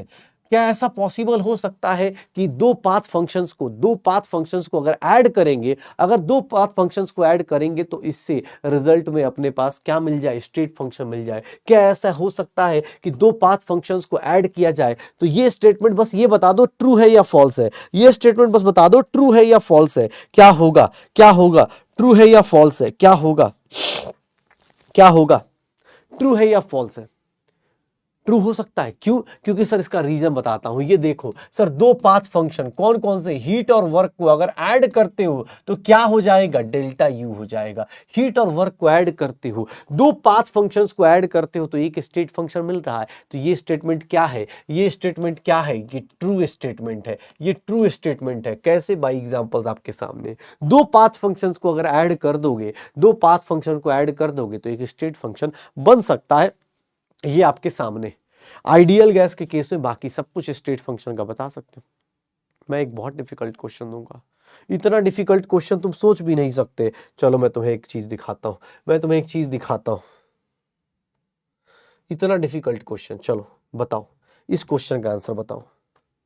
बहुत डिफिकल्ट है भाई, सोच समझ के बताना। इसमें एक ट्रैप मैंने रख रखा है, इसमें एक ट्रैप मैंने रख रखा है। इसमें से बताइए कौन सा स्टेट फंक्शन है, which one is a state function, which one is a state function. कौन सा स्टेट फंक्शन हो सकता है, कौन स्टेट फंक्शन होगा, कौन सा स्टेट फंक्शन होगा, कौन सा नहीं होगा, कौन सा स्टेट फंक्शन होगा, कौन सा स्टेट फंक्शन नहीं होगा, क्या होगा, क्या होगा, क्या होगा, क्या होगा। सर Q हो सकता है क्या? नहीं, कभी नहीं। Q माइनस W हो सकता है क्या? नहीं सर, कभी भी नहीं। Q प्लस W ऑब्वियस है, ये किसके इक्वल होगा? Delta U। ये दोनों कभी स्टेट फंक्शन नहीं होते, ऑब्वियस इन दोनों का सम जो होगा वो स्टेट फंक्शन होगा। इसीलिए मेरा आंसर क्या आ जाएगा? C मेरा आंसर हो जाएगा, क्योंकि उन दोनों का सम जो है वो स्टेट फंक्शन कहलाएगा। और ये देख लो, इसी के साथ 80% जनता सही आंसर मार चुकी है। इसी के साथ 80% जनता अपने को सही आंसर मार चुकी है। हो जाएगा sir, state function, work function निकाल दोगे। एक डिफिकल्ट सा क्वेश्चन दूं, थोड़ा सा दिमाग लगाने वाला, थोड़ा जोर देना पड़ेगा, कर दे, देखना। एक क्वेश्चन देखना, अब तुम्हें ना कभी भी कुछ बताया नहीं जाएगा।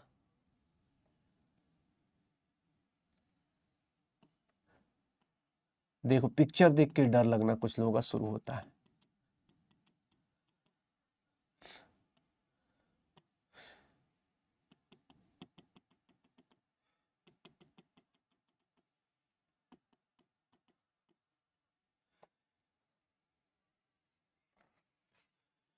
इनिशियल हो गया, फाइनल हो गया।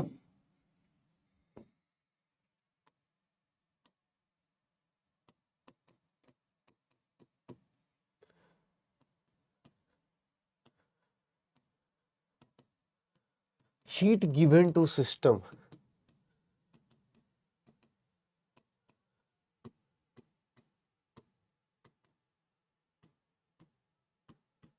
क्वेश्चन बताओ।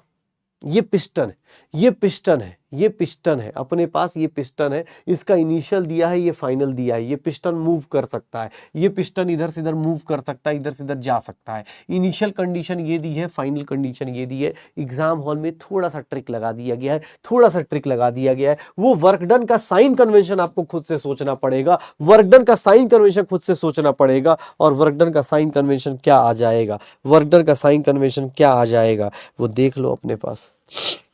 वर्क डन का साइन कन्वेंशन क्या आ जाएगा, निकाल लो। क्या होगा, कितना होगा, क्या होगा? सर वर्क डन क्या होगा? इनिशियल क्या है और फाइनल क्या है? इस पिस्टन को देख के इमेजिन करके सोच लो।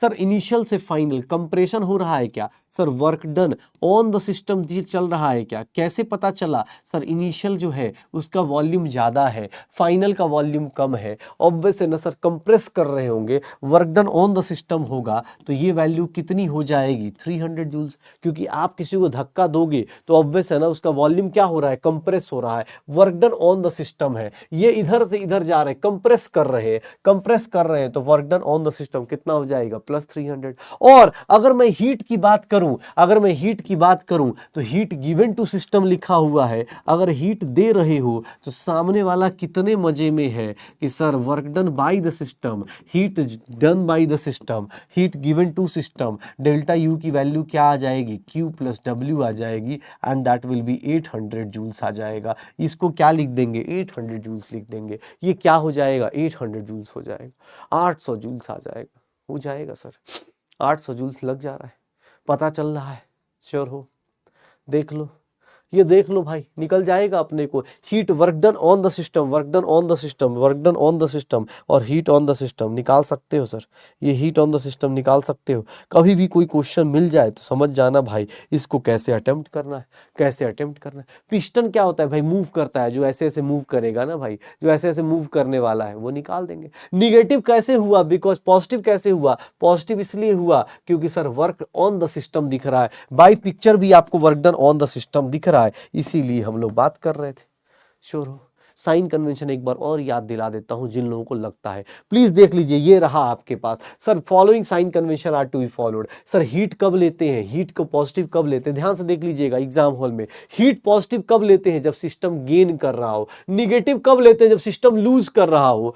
सर वर्क को पॉजिटिव कब लेते हैं? जब work done on the system हो। और वर्क निगेटिव कब लेते हैं? जब work done by the system हो। डेल्टा यू कब पॉजिटिव होगा? जब टेम्परेचर बढ़ रहा होगा, एनर्जी बढ़ रही होगी। और नेगेटिव कब होगा? जब लॉस ऑफ एनर्जी होगा। कर लो भाई, श्योर हो? पक्का? अरे सिस्टम नहीं करेगा वर्क तो उसके ऊपर किया जाएगा। दो चीजें तो होंगी ना, या तो तुम पढ़ाई करोगे, नहीं तो घर वाले उसके बाद से तुम्हारे ऊपर वर्क कर देंगे। बेटा कभी कभी वर्क हो जाता है, ठीक है, वर्क हो जाता है, कोई दिक्कत नहीं होती है। ठीक है। अच्छा अब देखना ध्यान से, अब देखना ध्यान से भाई साहब, यहाँ पे अब शुरू होता है, अब शुरू होता है दो चैप्टर्स का अजब गजब का मेल। और अजब गजब के मेल में कुछ लोगों को कुछ दिक्कतें आ सकती हैं। क्यों? क्योंकि इसमें से देखिएगा बहुत डिफिकल्ट चीजें, types of thermodynamic process. Oh my God, types of thermodynamic process. Thermodynamic process कितने टाइप के होते हैं, बहुत डिफिकल्ट है। कैसे? अबे ब्रेक कौन सा, 8 बजे क्लास खत्म होती है, पहले ही शुरू हो जाते हो ब्रेक। पढ़ाई से कम सर, जितना कम वास्ता रहे उतना ज़्यादा सही रहेगा। फिर हम अगले साल आएंगे सर, क्यों टेंशन लेते हो, आप ही पढ़ा लेना। पढ़ाई 11th में थोड़ी ना करते हैं, 11th में तो सर हम कमेंटबाजी करते हैं। हाँ, पढ़ाई नहीं करना, ठीक है। चलो, हाँ देखना, अब आइसोथर्मल प्रोसेस की बात कर रहा हूँ। प्लीज बेटा जो लिख रहे हैं साथ साथ में लिखते चलना यार, वेट मत करना। आइसोथर्मल प्रोसेस में मैं लिख सकता हूँ temperature is equals to constant. क्यों? क्योंकि सर ये चीजें मुझे पहले से पता है। अगर टेम्परेचर कांस्टेंट है मतलब डेल्टा टी क्या हो गया, 0। मैं बोल सकता हूँ कि sir for ideal gas, ideal gas के केस में सर, आइडियल गैस के लिए डेल्टा टी 0 मतलब डेल्टा यू क्या हो गया, 0। ये बात बोल सकते हो? कितने लोग का ये सही आ रहा है? कितने लोग बोल सकते हो ये सर सच है? कितने लोग हो भाई, कितने लोग हो जिनको लग रहा है कि सर ये कर लोगे? देखो अब क्योंकि बेटा कुछ चीजें हैं जिन लोगों को लगता हो बेटा मैं आपको पहले बताया था, 2-3 चीजें आप रिवाइज करके अगली क्लास में मंडे को जरूर आइएगा। Boyle's law, Charles law, Gay Lussac's law, ये जरूर रिवाइज करके आइएगा, क्योंकि आपको बार बार जरूरत पड़ सकती है, आपको बार बार जरूरत पड़ सकती है। ये देख लो अपने पास कितने लोग हैं। हाँ सर बहुत बढ़िया। डेल्टा यू 0 क्यों हुआ? बिकॉज ये 0 हो गया तो ये 0 हो जाएगा। अच्छा सर ये देखिएगा कितना बड़ा चमत्कार हो रहा है sir. First law of thermo क्या बोलता है? फर्स्ट लॉ ऑफ थर्मो क्या बोलता है sir? Delta U is equals to Q plus W. ये 0 हो गया तो सर क्यू प्लस डब्ल्यू। ओ भाई साहब, और W is equals to minus Q लिख सकता हूं। तुम बोलोगे सर ये दोनों में डिफरेंस क्या है? ध्यान से सुनना बेटा, स्टेटमेंट बेस्ड क्वेश्चन के लिए ध्यान से सुनना। ये दोनों में डिफरेंस क्या होगा? तो Q is equals to minus W, W is equals to minus Q. इन दोनों में डिफरेंस क्या होगा? एक लाइन लिखूंगा, इसी के लिए अलग अलग लिख रहा हूं। देखना इसको क्या लिखूंगा, इसका मीनिंग होता है हीट एब्जॉर्ब्ड बाई सिस्टम। क्यों सर? हीट क्या है? पॉजिटिव है। इसका मीनिंग क्या है कि सर जितना हीट एब्जॉर्ब करेगा सिस्टम वो सारा का सारा work done by the system हो जाएगा। क्यों? क्योंकि ये आइसोथर्मल जो सिस्टम होता है ना सर, इसका इंटरनल एनर्जी का चेंज कितना होता है? 0। मतलब ये कुछ भी अपने पास नहीं रखता, जो खाता है वो निकाल के बाहर रख देता है। जो भी हीट एब्जॉर्ब करेगा उसको वर्क डन में कन्वर्ट कर देगा, कुछ भी अंदर नहीं रखेगा। मन के अंदर कोई शांति नहीं है, कुछ नहीं, जितना लिया उतना वर्क करके खत्म कर देगा। सर ये वो बंदे हैं जो सुबह जितना कमाते हैं शाम तक सब 0 करके आ जाते हैं। कैसे? ये देख लो, ये देख लो भैया। इसको क्या लिखेंगे sir? Work done on the system. जितना वर्क डन किया जाएगा ऑन द सिस्टम, जितना सिस्टम पे वर्क होगा, जितना भी सिस्टम पे वर्क होगा वो किसके इक्वल हो जाएगा? Heat released by system. Heat released by system, ये किस पे? हीट रिलीज्ड बाय सिस्टम पे होगा। सिस्टम पे हीट रिलीज्ड बाय सिस्टम हो जाएगा। तो work done on the system, जितना आप उसके ऊपर वर्क करेंगे वो हीट को रिलीज कर देगा। सर सबका मोटो क्या है? इंटरनल एनर्जी को 0 करने का, इंटरनल एनर्जी को 0 करने का। क्यों? क्योंकि कौन सा प्रोसेस आपने आजमाया है? आइसोथर्मल प्रोसेस आजमाया है। और आइसोथर्मल में इंटरनल एनर्जी का चेंज क्या होगा? 0। जितना हीट लेंगे उतना रिलीज कर देंगे, जितना work done on the system होगा उतना हीट रिलीज हो जाएगा। कितना डिफिकल्ट है ना, बहुत हार्ड हार्ड चल रहा है ना भाई, हार्ड हार्ड हो रहा है ना, कितना हार्ड है। अरे सर आइसोथर्मल केस में सर जैसे ही मैंने बोला टेम्परेचर कांस्टेंट है बेटा, अब मैं कुछ नहीं बोलूंगा। कुछ लोग क्लास में बता सकते हैं कि सर पीवी को क्या लिख सकता हूं? कांस्टेंट लिख सकता हूं, पीवी को कांस्टेंट लिख सकता हूं। सर याद करो, इस पे तो पता नहीं क्या क्या कर लिया था, क्या क्या कर लिया था भाई साहब। देख लो क्या क्या किया हुआ था, याद आ रहा है क्या? P1 V1 is equals to P2 V2 लिख सकता हूँ, P1 V1 is equals to P2 V2 लिख सकता हूँ। सर यहाँ पे सर प्रेशर वॉल्यूम कांस्टेंट लिख सकता हूँ। इवन मैंने इस पे तो पता नहीं ग्राफ व्राफ सब बता दिए थे। P इंटू V का ग्राफ ऐसा होता है, pressure is equals to PV is equals to constant, P is equals to K into 1/V का ग्राफ, इसका ही ग्राफ बने बताया था उस टाइम का। जाके एक बार रिवाइज कर लीजिएगा, आपको सब कुछ रिवाइज हो जाएगा कि सर प्रेशर वर्सेस वॉल्यूम का ग्राफ क्या हो जाएगा, स्लोप की वैल्यू क्या होगी।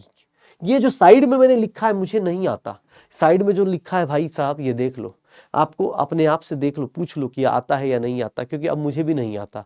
मैंने ये चैप्टर में किसी चैप्टर में पढ़ाया था, स्टेट्स ऑफ मैटर में बॉयल्स लॉ पढ़ा दिया था, वहीं पे कुछ चीजें थी मैंने उसको बता दिया। आप ये देख लो, वहां पे मैंने बहुत सारी बातें करी थी बेटा, अगर याद करोगे वहां बहुत सारी चीजें मैंने रिवाइज कराई थी। याद करना, मैं इसका डिफरेंशिएशन कराया था, ऐसा कुछ कराया था, बड़ा डिफिकल्ट सा था ये डिफरेंशिएशन। डीपी बाई डीवी मैंने बताया था कि जो ग्राफ का स्लोप होता है जब टेम्परेचर कांस्टेंट है, उस ग्राफ का जो स्लोप होता है माइनस पी बाई वी होता है। आइसोथर्मल केस में जो ग्राफ का स्लोप आया था, याद है? हो जाएगा, श्योर हो? तो इतना डिफिकल्ट प्रोसेस तुम्हें शायद भी पता चले। अरे इससे भी ज्यादा डिफिकल्ट पता है क्या होता है? Isothermal process. सर बहुत हार्ड हार्ड है ना, क्या बात कर रहे हो? ऐसे हार्ड हार्ड क्वेश्चन, ये बताओ, ये थर्मोडायनेमिक्स है, लेकिन ये वाला पोर्शन बेटा थर्मोडायनेमिक्स मत काउंट कर लेना। ये बस याद रखिएगा कि हाँ, आइसोथर्मल प्रोसेस में pressure is inversely proportional to volume होता है। ये कहीं बोला जाए तो यूज कर लीजिएगा, श्योर है? अरे मैं इससे भी खतरनाक पढ़ाएगा, मैं बहुत खतरनाक पढ़ाएगा भाई, बहुत खतरनाक। ये देखना आइसोकोरिक प्रोसेस में क्या जीरो होगा। चलो आज सुबह सुबह आते ही आते पढ़ा है, सुबह सुबह कह रहा हूं, अभी क्लास में आते आते ही पढ़ा है। आइसोकोरिक प्रोसेस का मतलब क्या था? आइसोकोरिक प्रोसेस का मतलब क्या था कि सर वॉल्यूम क्या रहेगा? कांस्टेंट रहेगा। वॉल्यूम कांस्टेंट रहेगा मतलब डेल्टा वी क्या होगा? जीरो। पहले एक चीज बताओ, इस केस में क्या जीरो होगा? आइसोकोरिक केस में क्या जीरो हो जाएगा? सर इसमें वॉल्यूम जहां ही मैंने लिखा, वर्क डन मैंने क्या पढ़ाया था? P external delta we. Work done क्या हो जाएगा? जीरो। वर्क डन क्या हो जाएगा? जीरो। अगर वर्क डन जीरो है तो भैया अब देखो क्या कमाल होने वाला है। सर आप कोई काम नहीं करेंगे, sir first law of thermodynamics अगर अप्लाई करूंगा आइसोथर्मोकोरिक केस में, तो सर यहां पे delta U is equals to heat plus work done होगा, और तुम्हारा वर्क डन हो चुका है जीरो, मतलब delta U is equals to Q हो गया। Delta U is equals to Q हो गया, और इसको क्या लिख दूंगा सर? क्यू, इसी को क्या लिख सकता हूं? हीट एट कांस्टेंट वॉल्यूम लिख सकता हूं क्या? हीट एट कांस्टेंट वॉल्यूम लिख सकता हूं क्या? सर डेल्टा यू किसके इक्वल आ रहा है? क्यूवी के इक्वल आ रहा है। वी क्या है? कांस्टेंट वॉल्यूम का साइन। क्यूवी मतलब हीट एट कांस्टेंट वॉल्यूम लिख सकता हूं। देख लो, अरे कुछ रटना मत बैठ के। एक बोल रहा है कि sir states of matter revise करा दो। बेटा स्टेट्स ऑफ मैटर ऑलरेडी 2 महीने पहले या 1 महीने 1.5 महीने पहले मैंने करा दिया था। आपके पास टाइम कम है, आई नो दैट, बहुत बिजी इंसान है। G20 की मीटिंग होने वाली है, मोदी जी वोदी सब लोग आने वाले हैं, सब मतलब जो बिडेन बहुत सारे लोग आने वाले, आपके पास टाइम कम है, लेकिन कोशिश कीजिएगा तो मिल जाएगा। थोड़ा बहुत टाइम निकाल लीजिएगा, उससे पढ़िएगा, आपको पता चल जाएगा कि ये सब बातें क्यों कुछ लोगों को आ रही हैं, कुछ लोग पीछे चले जा रहे हैं। उसके पीछे का रीजन आपको पता चलेगा। अभी थोड़ा सा रहने देते हैं, ठीक है? हाँ, कोई दिक्कत नहीं, चलते हैं बेटा। यहां देखिएगा P1 V1 delta U qv, अरे कांस्टेंट वॉल्यूम पे बात कर रहे हैं, ठीक है? कांस्टेंट वॉल्यूम पे बात कर रहे हैं कि डेल्टा यू क्या होगा? हीट एट कांस्टेंट वॉल्यूम हो गया। अच्छा ये देखना, कुछ लिख रहा हूं मैं, ये कुछ लिख रहा हूं ना मैं, ये क्या है? ये चमत्कार क्या है, मुझे बता सकते हो? सर ये सीवी क्या है? मोलर हीट कैपेसिटी है। सीवी क्या है? मोलर हीट कैपेसिटी है। ये क्या लिख दिया सर अभी? Molar heat capacity at constant volume लिख दिया। ओ भाई साहब, ओ भाई साहब, क्या कर रहे हो सर? ये क्या लिख रहे हो? ये क्या लिख रहे हो? ये देख लो, ये क्या लिखा मैंने? Molar heat capacity at constant volume. क्यों? क्योंकि कांस्टेंट वॉल्यूम हीट का फॉर्मूला भाई साहब आप कल से लास्ट क्लास से पढ़ते आ रहे हो, लास्ट क्लास से पढ़ते आ रहे हो कि सर NCM डेल्टा टी लिखते हैं। मैंने आज क्या किया, बस यहाँ heat capacity at constant volume लिख दिया। फॉर्मूला डिफिकल्ट है ना? कितना डिफिकल्ट डिफिकल्ट पढ़ाते हो सर, ठीक है? हाँ, इतना डिफिकल्ट, इतना हार्ड हार्ड, बताओ यार। अभी सर दिमाग इसको सोच रहा हूं कि अच्छा ये जीरो होगा, फिर ये इसके इक्वल होगा, ये कहां से आ गया? ये बेटा पिछले क्लास में पढ़ा था, NCM डेल्टा टी हो जाएगा, ठीक है? पक्का? एक पूछ रहा है हीट कैपेसिटी क्या होता है? ये एक जादू था, ये एक राज था बेटा, वो जा चुका है, बीत चुका है, ठीक है, ये राज उसी के साथ खत्म हो गया हीट कैपेसिटी का। ठीक है, ये देख लो एनसीवी डेल्टा टी।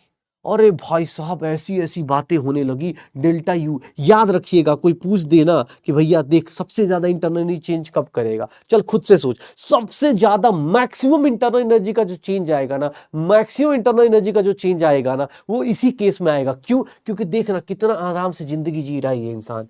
सर कोई वर्क डन नहीं, कोई पढ़ाई लिखाई नहीं, सिर्फ खा पी रहे हैं सर, घर पे बैठे हुए चैन से रिलैक्स। कभी कभी आपकी वीडियो देख लेते हैं। वर्क डन कौन करता है? क्वेश्चन दिमाग पढ़ाई अरे कभी कभी पढ़ लेते हैं सर, ठीक है, थोड़ा बहुत कभी कभी पढ़ लेते हैं। तभी तो हम आपके आगे पूछते हैं ये सब क्या चल रहा है सर, ये क्या चल रहा है, ये ट्रायंगल से ट्रायंगल काट क्यों नहीं देते हो? तभी तो हमें लगता है कि ये कैसी बातें कर, कभी ये लिखते हो कभी ये लिखते हो, डिसाइड कर लो किसको लिखना है। हाँ तो देख ले भाई, ये सबसे ज्यादा मैं एक लाइन लिख रहा हूं क्योंकि तेरा वर्क डन 0 है, तो मैक्सिमम इंटरनल एनर्जी का जो चेंज आ सकता है, मैक्सिमम इंटरनल एनर्जी जो चेंज आ सकता है ना बेटा, इसी केस में आएगा। और उसकी वैल्यू कितनी होगी? एनसीवी डेल्टा टी होगी। उसकी वैल्यू कितनी होगी? एनसीवी डेल्टा टी होगी। एक बोल रहा है सर मेरी बायोग्राफी क्यों बता रहे हो? बेटा बहुत अच्छी लाइफ जी रहे हो आप, बस ऐसे ही जीते रहो। 2 साल बाद कभी भी आ जाना, कोई दिक्कत नहीं आएगी। डेल्टा यू, अच्छा सर 1 मोल के लिए 1 मिनट देखना, अब मैं बहुत डिफिकल्ट पढ़ाएगा भाई, बहुत डिफिकल्ट, इतना हार्ड कॉन्सेप्ट है सर। देखना मैं एक जादू बताता हूं। फॉर 1 मोल, ये देखना 1 मोल के लिए डेल्टा यू की वैल्यू किसके इक्वल हो गई? सीवी डेल्टा टी की। और यहां से मैं एक जादू लिखने वाला हूं, ये देखिएगा, delta U upon delta T, ये टेम्परेचर है टाइम नहीं है, ये किसके इक्वल होगा? सीवी के। और सर अगर बड़ा चेंज होता है तो डेल्टा लिखते हैं, डेल्टा लिखते हैं, ये सब कुछ एट कांस्टेंट वॉल्यूम है। अगर छोटा चेंज होगा तो उस केस में डी लिखते हैं। क्या इतना डिफिकल्ट क्वेश्चन आप लोग कर पाएंगे? क्या इतना डिफिकल्ट आप लोग सोच पाएंगे? क्या किया मैंने सर, इसको 1 मोल के लिए एन की वैल्यू 1 पुट कर दी, delta U is equals to CV delta T किया, delta U is equals to CV delta T कर दिया। सर ये इसको इससे डिवाइड कर दिया, ये इधर आएगा तो डिवाइड होगा, इसकी वैल्यू कांस्टेंट, ये नीचे वी लिखा बिकॉज कांस्टेंट वॉल्यूम है, सीवी के इक्वल। और इसी को सर ये बड़े बड़े बड़े स्केल के लिए डेल्टा लगाते हैं, छोटे स्केल के लिए डी लगा देते हैं। हो जाएगा? श्योर हो? पक्का? तो बस आज की कहानी में इतना ही कुछ करेंगे, आज की कहानी में बस इतना ही कुछ करेंगे, बाकी आपको मॉड्यूल का होमवर्क मिल जाएगा। लेकिन मैं चाहता हूं मंडे आने से पहले प्लीज भाई थोड़ा सा स्टेट्स ऑफ मैटर रिवाइज करके आइए, क्योंकि चीजें थोड़ी सी रिलेटेड हैं। अब थोड़ा हम बड़े हो चुके हैं, अब हम 11th क्लास से थोड़े आगे आ चुके हैं, तो प्लीज बेटा, ठीक है ना, हाँ जब तक हो सकता है पढ़ाई करने की कोशिश कीजिए। चीज़ें आपकी लाइफ में, ठीक है ना, वर्ल्ड कप अभी आपकी लाइफ का लास्ट वर्ल्ड कप नहीं है कि ज़िंदगी खत्म हो जाएगी या मैच खत्म हो जाएगा। इंडिया पाकिस्तान या हर एक मैचेस होते रहेंगे। सारे क्रिकेटर, सारे सिंगर, सारे जो भी आप जिसको भी फॉलो करते हैं, सब लोग यही रहने वाले हैं। बस एक चीज़ आपके हाथ में नहीं रहने वाली है, वो है आपका सब्जेक्ट। अगर कोशिश करोगे तो चीज़ें होंगी। कोशिश करते हैं और कोशिश करने वालों की कभी हार नहीं होती। तो चलो भाई, अब शुरू हो चुका है थर्मोडायनेमिक्स का अच्छा लेवल, और अगली क्लास में और भी कुछ धमाका होने वाला है। बहुत ही हार्ड चीजें पढ़ रहे हैं, इतनी डिफिकल्ट चीजें। तुमने आज जीरोथ लॉ पढ़ा, सबसे डिफिकल्ट तो वही था ना यार, कितना डिफिकल्ट था ना जीरोथ लॉ, याद है? हाँ, ए और बी कांस्टेंट थे सर, मेरे मार्क्स मेरे दोस्त के मार्क्स के बराबर आ रहे हैं, और मेरे मार्क्स मेरे किसी और दोस्त के बराबर आ रहे हैं, और हमारा मेरे मार्क्स 0 है सर। बताइए मेरे दोस्त के मार्क्स कितने होंगे? It is a question of spammer. बताइए बताइए सब लोग कितने होंगे? मेरे मार्क्स मेरे दोस्त के बराबर है, ए वाले दोस्त के, मेरे मार्क्स दूसरे दोस्त के बराबर है, बी वाले के, और मेरे मार्क्स 0 है। बताइए हम दोनों में से, हम तीनों में से किसके पेरेंट्स ज़्यादा पिटाई करेंगे? ये पता है? ठीक है, एक बोला डाउट आ गया, हाँ बेटा ये बहुत डिफिकल्ट है। ठीक है, चलो तो मिलते हैं अगली क्लास में, तब तक के लिए ओके बाय बाय, एंजॉय करो, गुड नाइट सबको। हाँ इंडिया जीतेगा भाई, बाय बाय।